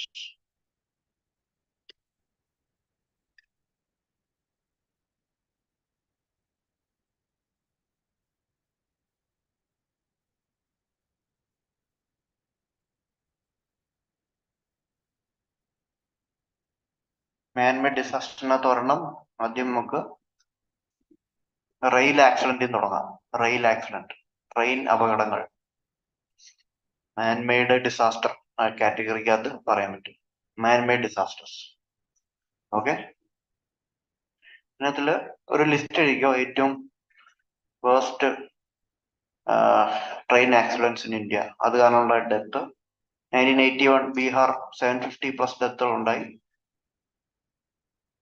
ഒരു പാസഞ്ചർ ട്രെയിൻ ആയിരുന്നു. കുറച്ച് എക്സാമ്പിൾ, എല്ലാം എഴുതാൻ പറ്റില്ലെങ്കിലും കുറച്ച് എഴുതിയാൽ മതി. 1981 ബീഹാർ 750+. ടേബിൾ ഒന്നും വരയ്ക്കണ്ട കേട്ടോ, ജസ്റ്റ് ഡേറ്റ് എഴുതിയാൽ മതി. സമയമില്ല നമുക്ക്. 1995 ഉത്തർപ്രദേശ് 400+ ഡെത്ത്. 1995 ഉത്തർപ്രദേശ്. 2023 ഈ ഇടയ്ക്ക് നടന്ന ഒഡീഷ കൊറോമണ്ഡൽ എക്സ്പ്രസ് 275+ ഡെത്ത്. അതിനെപ്പറ്റി നമ്മൾ പറഞ്ഞാല് കവച് സിസ്റ്റം പഠിച്ച് ഓർക്കുന്നില്ലേ? എന്തായാലും ഞാൻ പറഞ്ഞായിരുന്നു, ഒഡീഷയിൽ ആ റൂട്ടിൽ കവച് സിസ്റ്റം പ്രോപ്പർലി ഇംപ്ലിമെന്റ് അല്ല. ഓക്കെ, അപ്പം ഒഡീഷയിലുള്ള 2023 ഉണ്ടായ 275+ ഡെത്ത്. 1999 വെസ്റ്റ് ബംഗാൾ അവധ് ആസാം എക്സ്പ്രസ് 250 ഡെത്തുകൾ ഉണ്ടായി. 2016 എഴുതിക്കോളൂ, ഇത് എഴുതണേ, 16 എഴുതണേ. Uttar Pradesh Indore Patna express 150+ death.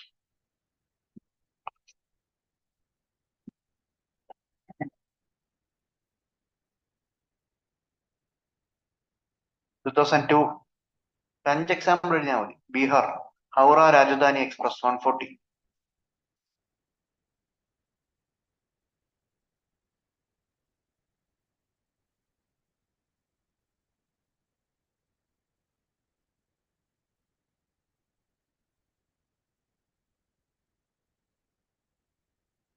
Okay,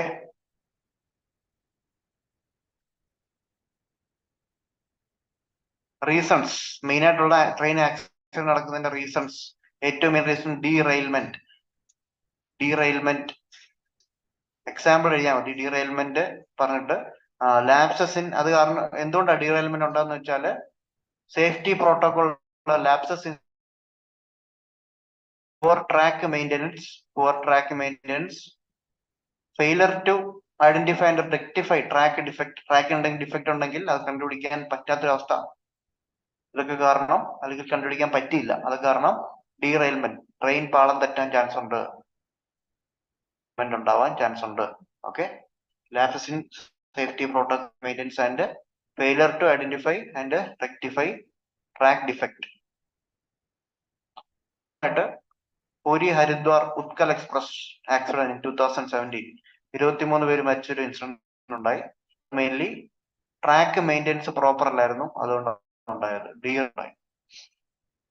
ഡീറെയിൽമെന്റിന്റെ example Puri Haridwar express in 2017 which claimed 23 lives.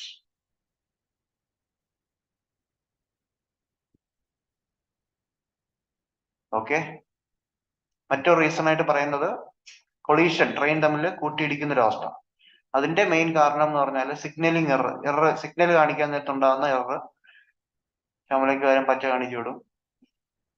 Okay, signalling error, human error, failure to maintain safe distances, distance maintain ചെയ്യാൻ, സേഫ് ഡിസ്റ്റൻസ് മെയിൻറ്റെയിൻ ചെയ്യാൻ പറ്റാത്തൊരവസ്ഥ. Example Gorakhdham express Uttar Pradesh 2014.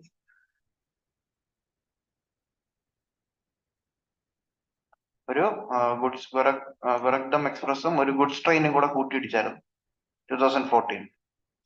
അത് കാരണം കൊളീഷന്റെ ഒരു എക്സാമ്പിൾ ആയിട്ട് പറയാം. ഓക്കെ, എഴുതിയല്ലോ. Level crossing accident, level crossing accidents, failure to eliminate manned level crossings, inadequate warning system,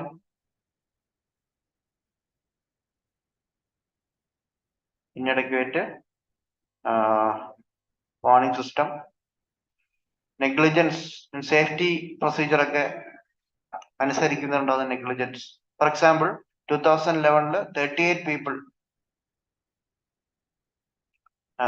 have been ട്രെയിനും ബസ്സും കൂടെ കൊളീഷൻ സംഭവിച്ചിട്ടൊരു 17ഓളം ഡെത്തുകളാണ് 38 ഡെത്തുകളാണ് ഉണ്ടായത് in Kashiram Nagar of Uttar Pradesh. 2018-19 unmanned level crossings account for 16% of all train accidents in India. Unmanned level crossing account for 16% of all train accidents in India.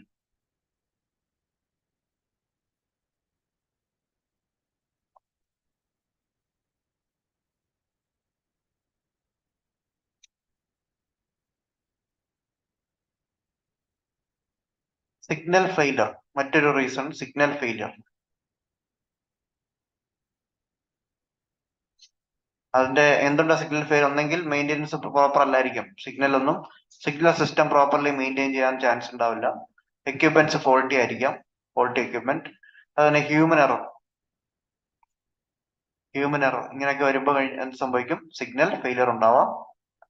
Example, collision of 2 trains in Gaisal, West Bengal 1999. Signal failure കാരണമാണ് ഒരു collision വന്നത്.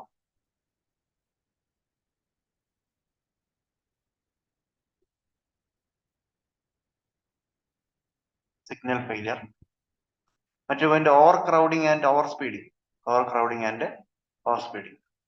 അതിന്റെ reason mainly proper crowd management ഇല്ല, lack of a proper crowd management, failure to enforce speed limit enforce ചെയ്യാനുള്ള failure. ഇതുകൊണ്ടാണ് over ക്രൗഡിങ്ങും overspeeding ഉണ്ടാവുന്നത്. 2018 Amritsar train accident. ഒരു ക്രൗഡ് മാനേജ്മെന്റ് പ്രോപ്പർ അല്ല. ക്രൗഡ് ആക്ച്വലി ദസറ ഫെസ്റ്റിവൽ ആഘോഷിക്കുമായിരുന്നു റെയിൽവേ ട്രാക്കിൽ നിന്നും. ട്രെയിൻ ഇതൊന്നും അറിഞ്ഞില്ല, ട്രെയിൻ വന്നിടിച്ച് അങ്ങ് കൊണ്ടുപോയി കുറെ പേര്. 2018 Amritsar train accident. A crowd watching a Dussehra event near railway track. Okay,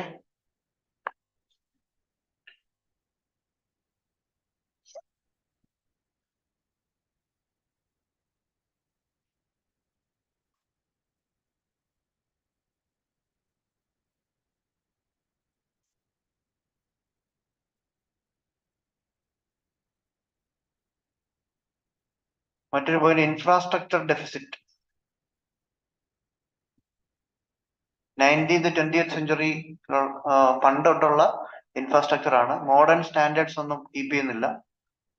has not been upgrade to meet the modern standards. അതുപോലെ തന്നെ ഫണ്ട് കുറവാണ്, lack of fund, corruption, inefficiency, funds ഒന്നും പ്രോപ്പർ ആയിട്ടില്ല. പിന്നെ പല റൂട്ടുകളും 100% കപ്പാസിറ്റിക്ക് മേളിലാണ് ഓടുന്നത്. റെയിൽവേ റൂട്ടുകളൊക്കെ 100% കപ്പാസിറ്റിയുടെ മണ്ടയിലാണ് ഓടുന്നത്, ഓപ്പറേറ്റിംഗ് ഓവർ 100% കപ്പാസിറ്റി. അത് കാരണം കൺജഷനും ഓവർലോഡിങ് കാരണം എന്തുണ്ടാവും? ആക്സിഡന്റ് ഉണ്ടാവും, risk of accidents due to congestion and overloading.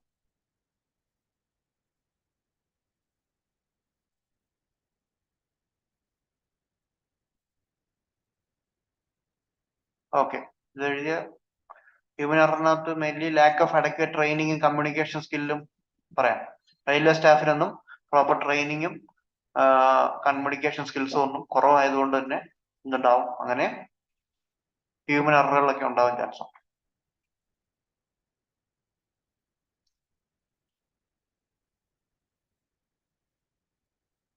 Okay, കിട്ടിയല്ലോ.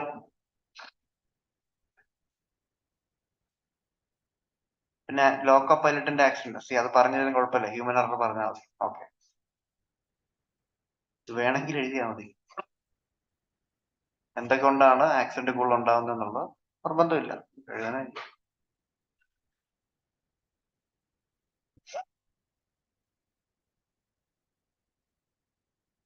ഓക്കെ, ഗവൺമെന്റ് എന്തൊക്കെ ചെയ്യുന്നുണ്ടെന്ന് എഴുതി വയ്ക്കുക. ഒന്ന്, രാഷ്ട്രീയ റെയിൽ സൻരക്ഷ കോഷ്. രാഷ്ട്രീയ റെയിൽ സൻരക്ഷ കോഷ് ഒരു ഫണ്ടാണ്, safety fund for critical asset, railway infrastructure fund എന്ന് വേണമെങ്കിൽ പറയാം. 2017-18 ഉണ്ടായ ഒരു 1 lakh crore rupees ഒരു ഫണ്ടാണ്. ഫണ്ട് മെയിൻലി പേര് മാത്രം എഴുതിയാലും മതി, എക്സ്പ്ലനേഷൻ എഴുതണം നിർബന്ധമില്ല. ട്രാക്കിനെ പുതുക്കി പണിയാൻ, track renewal, signalling project, bridge ഒക്കെ പുതുക്കി പണിയാനും റീഹാബിലിറ്റേറ്റ് ചെയ്യാനും പുതിയ ബ്രിഡ്ജ് പണിയാനും ഒക്കെ വേണ്ടിയുള്ള ഒരു റെയിൽവേയുടെ ഫണ്ടാണ് രാഷ്ട്രീയ റെയിൽ സംരക്ഷ കോഷ്, RRSK. പിന്നെ ടെക്നോളജി അപ്ഗ്രഡേഷൻ, അതെന്തൊക്കെ ചെയ്യുന്നുണ്ട്? Modified centre buffer coupler, bogie mounted air brake system. കണ്ടില്ലേ പുതിയ ട്രെയിനിന്റെ ഒക്കെ അവിടെ ഒരു വലിയൊരു എയർ ബ്രേക്ക് സിസ്റ്റം ഒക്കെ കണ്ടിട്ടില്ലേ താഴെ ട്രെയിൻ ആ ഒരു അവിടെ നോക്കിയാൽ. പിന്നെ കവച് സിസ്റ്റം നമ്മൾ ഓൾറെഡി പഠിച്ചിട്ടുണ്ട് അല്ലേ? ആ ഒരു ടെക്നോളജി എങ്ങനെ വർക്ക് ചെയ്യുന്നതെന്ന് കറണ്ട് അഫയേഴ്സിൽ ഞാൻ പറഞ്ഞിട്ടുണ്ട്. കവച് സിസ്റ്റം ജൂണിലെ കറണ്ട് അഫയർ എടുത്ത് നോക്കിയാൽ മതി കേട്ടോ, ഇതൊക്കെ പറയുന്നുണ്ട് അതിനകത്ത്. കവച് സിസ്റ്റം ഒരു കവച് സിസ്റ്റം എഴുതിക്കോ, ടെക്നോളജി അപ്ഗ്രേഡേഷൻ മുഴുവൻ എഴുതിയില്ലെങ്കിലും കവച് സിസ്റ്റം മാത്രമായിട്ട് എഴുതിയാലും കുഴപ്പമില്ല. കവച് സിസ്റ്റം എഴുതണേ. Okay. Indigenous developed automatic train protection system ആണ് ETP, automatic train protection Kavach system.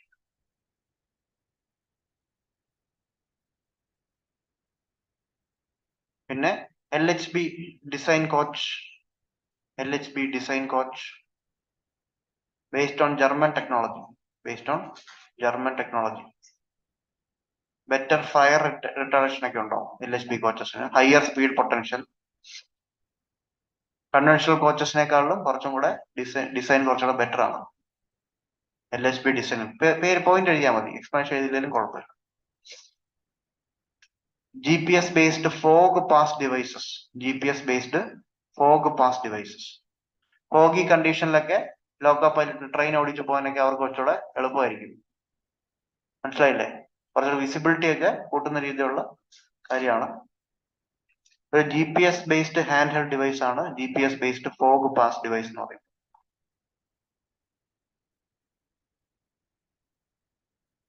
Modern track structure, ഇതിനകത്തില് വരുന്ന കാര്യങ്ങൾ: prestressed concrete sleeper, higher ultimate strength UTS rails. Rail പാളങ്ങളില്ലേ, അതിൽ കുറച്ചുകൂടെ നല്ല മെറ്റീരിയൽ ഒക്കെ യൂസ് ചെയ്യും, കുറച്ചുകൂടെ സ്ട്രെങ്ത് ഉള്ള മെറ്റീരിയൽസ് ഒക്കെ യൂസ് ചെയ്യും.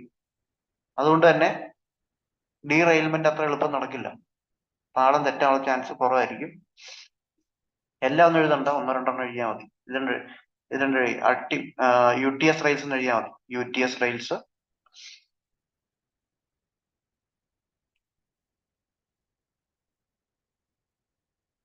ഓക്കെ.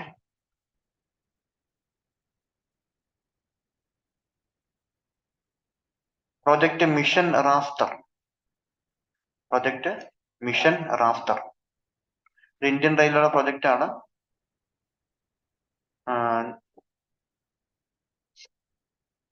അതേപോലെ അൾട്രാസോണിക് ഫ്ലോ ഡിറ്റക്ഷൻ, USFD. അതായത് ഈ ഡിവൈസ് യൂസ് ചെയ്ത് കഴിഞ്ഞാൽ ഈ അധികം നന്നായിട്ട് വർക്ക് ചെയ്യാത്ത പാളങ്ങളൊക്കെ ഉണ്ടെങ്കിൽ, റെയിൽവേ പാളങ്ങളൊക്കെ ഉണ്ടെങ്കിൽ ഐഡന്റിഫൈ ചെയ്യാൻ ഹെൽപ്പ് ചെയ്യും. ക്രാക്കോ ഡിഫക്റ്റ് ഒക്കെ അകത്തുണ്ടെങ്കിൽ പോലും ഈ ഡിവൈസ് യൂസ് ചെയ്തിട്ട് എന്ത് ചെയ്യാം, ഡിറ്റക്ട് ചെയ്യാൻ പറ്റും. Ultrasonic flow detection device. അതായത് ഇതിനകത്ത് യൂസ് ചെയ്യുന്ന sound wave, ultrasonic sound wave ഇട്ടിട്ടാണ് നോക്കുന്നത്. റിഫ്ലക്ട് ചെയ്ത് വരുന്ന ടൈം വെച്ചിട്ട് കാൽക്കുലേറ്റ് ചെയ്യും. ക്രാക്കോ എററോ എല്ലാം ഉണ്ടെങ്കിൽ it will help them to ഒരു ഇഷ്യൂ ഉണ്ടെങ്കിൽ സോൾവ് ചെയ്യാൻ പറ്റും.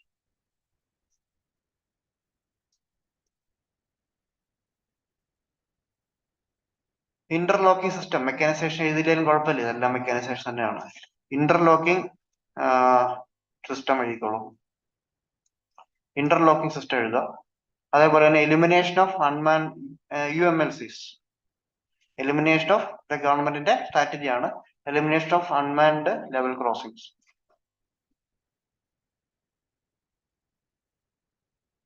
അതായത് അതിന് മെയിൻലി ചെയ്യുന്നത് സബ്വേകൾ ഉണ്ടാക്കുക, ബ്രിഡ്ജിന്റെ അടികൂടുള്ള ബ്രിഡ്ജ് അണ്ടർ റോഡ്സ് ഉണ്ടാക്കുക, റോഡും റെയിൽ പാളം കൂടെ ഒരുമിച്ച് വരാത്ത സിറ്റുവേഷൻസ് മാക്സിമം ഉണ്ടാക്കാൻ നോക്കുക. അതാണ് ഇതിനകത്തുള്ള plan, elimination of unmanned level crossings. Okay, ഇനിയും റെക്കമെൻഡേഷൻസ് 2 കമ്മിറ്റി റെക്കമെൻഡേഷൻ എഴുതിയാൽ മതി. ഒന്ന് വിവേക് ദബ്രോയ് കമ്മിറ്റി, പിന്നെ വിനോദ് റായ് കമ്മിറ്റി 2015. വിനോദ് റായ് എഴുതിയാലും മതി, ഏതിലൊന്നും എഴുതിയാലും മതി. വിനോദ് റായ് കമ്മിറ്റി റെക്കമെൻഡേഷൻ ആയിട്ട് മെയിൻലി പറയാൻ ഒരു establishing an independent railway safety authority with statutory recognition. Establishing independent railway safety authority. അതുപോലെ ഒരു റെയിൽവേ ആക്സിഡന്റ് ഇൻവെസ്റ്റിഗേഷൻ ബോർഡ് ഉണ്ടാക്കുക. എന്തിനുവേണ്ടി? ഇൻവെസ്റ്റിഗേഷൻ നടത്താൻ വേണ്ടി. റെയിൽവേ ആക്സിഡൻസിനെ പറ്റിയും ഒക്കെ ഇൻവെസ്റ്റിഗേഷൻ നടത്താൻ വേണ്ടി ഒരു റെയിൽവേ ആക്സിഡന്റ് ഇൻവെസ്റ്റിഗേഷൻ ബോർഡ് ഉണ്ടാക്കുക. CBI പോലൊക്കെയുള്ളൊരു റെയിൽവേ ആക്സിഡന്റ് ഇൻവെസ്റ്റിഗേറ്റ് ചെയ്യാൻ വേണ്ടിയുള്ളൊരു ബോർഡ് എസ്റ്റാബ്ലിഷ് ചെയ്യുക. അതേപോലെ തന്നെ creation separate railway infrastructure company. Railway അസറ്റുകൾ ഓൺ ചെയ്യാനും മാനേജ് ചെയ്യാനും ഒരു separate railway infrastructure company establish ചെയ്യുക. പിന്നെ റെയിൽവേ എംപ്ലോയീസിന് ഇൻസെന്റീവ്സ് കൊടുക്കുക. പെർഫോമൻസ് ലിങ്ക്ഡ് ഇൻസെന്റീവ് എന്ന് വെച്ചാൽ നന്നായിട്ട് പെർഫോം ചെയ്യുകയാണെങ്കിൽ അവർക്ക് കുറച്ചുകൂടെ അലവൻസും സമ്മാനങ്ങളൊക്കെ കൊടുക്കുക, എന്തെങ്കിലും ഇൻസെന്റീവ്സ് കൊടുക്കുക. മനസ്സിലായില്ലേ? അപ്പൊ അവർക്ക് ഇച്ചിരി ബെറ്റർ പെർഫോം ചെയ്യും. ഈ കമ്പനിയിലൊക്കെ എംപ്ലോയി ഓഫ് ദി മന്ത് എന്നൊക്കെ പറഞ്ഞിട്ടൊരു പരിപാടിയൊക്കെ ഇല്ലേ? അതൊക്കെ ആക്ച്വലി എന്തിനാ അങ്ങനെ ചെയ്യുമ്പോ? എന്താ ഗുണം? എന്താ അങ്ങനെ വെക്കുന്നതിന്റെ? ഈ നന്നായിട്ട് വർക്ക് ചെയ്യാൻ ഇൻസെന്റീവ് അല്ലേ അത് ആക്ച്വലി. എല്ലാവർക്കും നന്നായിട്ട് വർക്ക് ചെയ്യാൻ തോന്നും. അടുത്ത വർഷമെങ്കിലും അടുത്ത മാസമെങ്കിലും എംപ്ലോയി ഓഫ് ദി മന്ത് ആവണം എന്ന് വിചാരിച്ചിട്ട് എന്ത് ചെയ്യും? കുറച്ചുകൂടെ ബെറ്റർ വർക്ക് ചെയ്യാൻ ചാൻസ് ഉണ്ടാവും. അതിനാണ് ഇൻസെന്റീവ് കൊടുക്കുക എന്ന് വിളിക്കുന്നത് കേട്ടോ. Performance based incentive. ഒരാളുടെ പെർഫോമൻസ്, ജോബിൽ ഉണ്ടാകുന്ന പെർഫോമൻസ് അനുസരിച്ച് ലിങ്ക് ചെയ്ത് എന്ത് ചെയ്യുക? ഇൻസെന്റീവ് കൊടുക്കും. ഓക്കെ, ഇതൊക്കെയാണ് Vinod Rai recommendations. Okay, best practice, international practice വല്ലതും ഉണ്ടോ നോക്കുക. യു കെയിലാണ് ഏറ്റവും കൂടുതൽ, one of the lowest train accident നടക്കുന്ന ഒരു സ്ഥലം, ഏറ്റവും കുറവ് ട്രെയിൻ ആക്സിഡന്റ് നടക്കുന്ന ഒരു സ്ഥലങ്ങളിൽ ഒന്നാണ് UK. അവിടെ മെയിൻലി ഉണ്ടാകുന്ന കാര്യങ്ങൾ എന്ന് പറഞ്ഞാൽ ട്രെയിൻ പ്രൊട്ടക്ഷൻ വാർണിംഗ് സിസ്റ്റം, നമ്മുടെ കവച് പോലുള്ള സിസ്റ്റം ആണ്. ഓട്ടോമാറ്റിക്കലി ട്രെയിനൊക്കെ സ്റ്റോപ്പ് ചെയ്യും. പിന്നെ യൂറോപ്യൻ ട്രെയിൻ കൺട്രോൾ സിസ്റ്റം, ട്രെയിനുകളും സിഗ്നൽ സെന്റേഴ്സ് തമ്മിലൊക്കെ എപ്പോഴും അങ്ങോട്ടും ഇങ്ങോട്ടും കമ്മ്യൂണിക്കേറ്റ് ചെയ്യുന്നുണ്ടാവും. അതേപോലെ തന്നെ ഒരു ഇൻവെസ്റ്റിഗേഷൻ ഏജൻസി ഉണ്ട്, റെയിൽ ആക്സിഡന്റ് ഇൻവെസ്റ്റിഗേഷൻ ബ്രാഞ്ച്, റൈബ്. അവര് എന്ത് ചെയ്യും? റെയിൽവേ ആക്സിഡന്റ് ഒക്കെ വന്ന് ഇൻഡിപെൻഡന്റ് ആയിട്ടുള്ള ഇൻവെസ്റ്റിഗേഷൻ നടത്തും. അവർ അവിടുത്തെ ഗവൺമെന്റിൽ നിന്ന് ഇൻഡിപെൻഡന്റ് ആയിരിക്കും, ഗവൺമെന്റ് ഇൻഫ്ലുവൻസ് ചെയ്യാനും പറ്റില്ല. ഓക്കെ, അങ്ങനെയുള്ള 3-4 മെഷർ ഉണ്ട് അവരുടെ.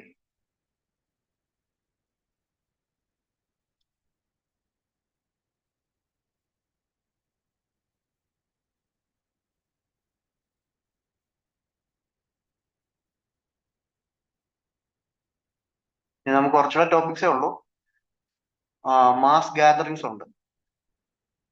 മാസ് ഗാദറിങ്സ് ഇല്ലേ? കുറെ പേര് ഒരുമിച്ച് ഉത്സവങ്ങൾക്കും ഫെസ്റ്റിവലിലും ഒക്കെ ഉണ്ടാകുന്ന മാസ് ഗാദറിങ് കാരണം തിരക്കിലൊക്കെ പെട്ട് ഒരുപാട് പേര് മരിച്ചു പോകുന്നൊരവസ്ഥ അതുണ്ട്. പിന്നെ ഫോറസ്റ്റ് ഫയർ ഉണ്ട്. പിന്നെ സുനാമി തരാറുണ്ട്. അങ്ങനെ 2-3 ടോപ്പിക്സ് കൂടെ ഉള്ളൂ. അത് നമുക്ക് നെക്സ്റ്റ് സെഷനിൽ എഴുതാം. ഓക്കെ, അത് കഴിഞ്ഞിട്ടായിരിക്കും, അപ്പോഴത്തേക്ക് ഡിസാസ്റ്റർ കഴിയും കേട്ടോ. അത് കഴിഞ്ഞാൽ ഒരു ഫുൾ ടെസ്റ്റ് എല്ലാം നടത്തുന്നുണ്ടാവും.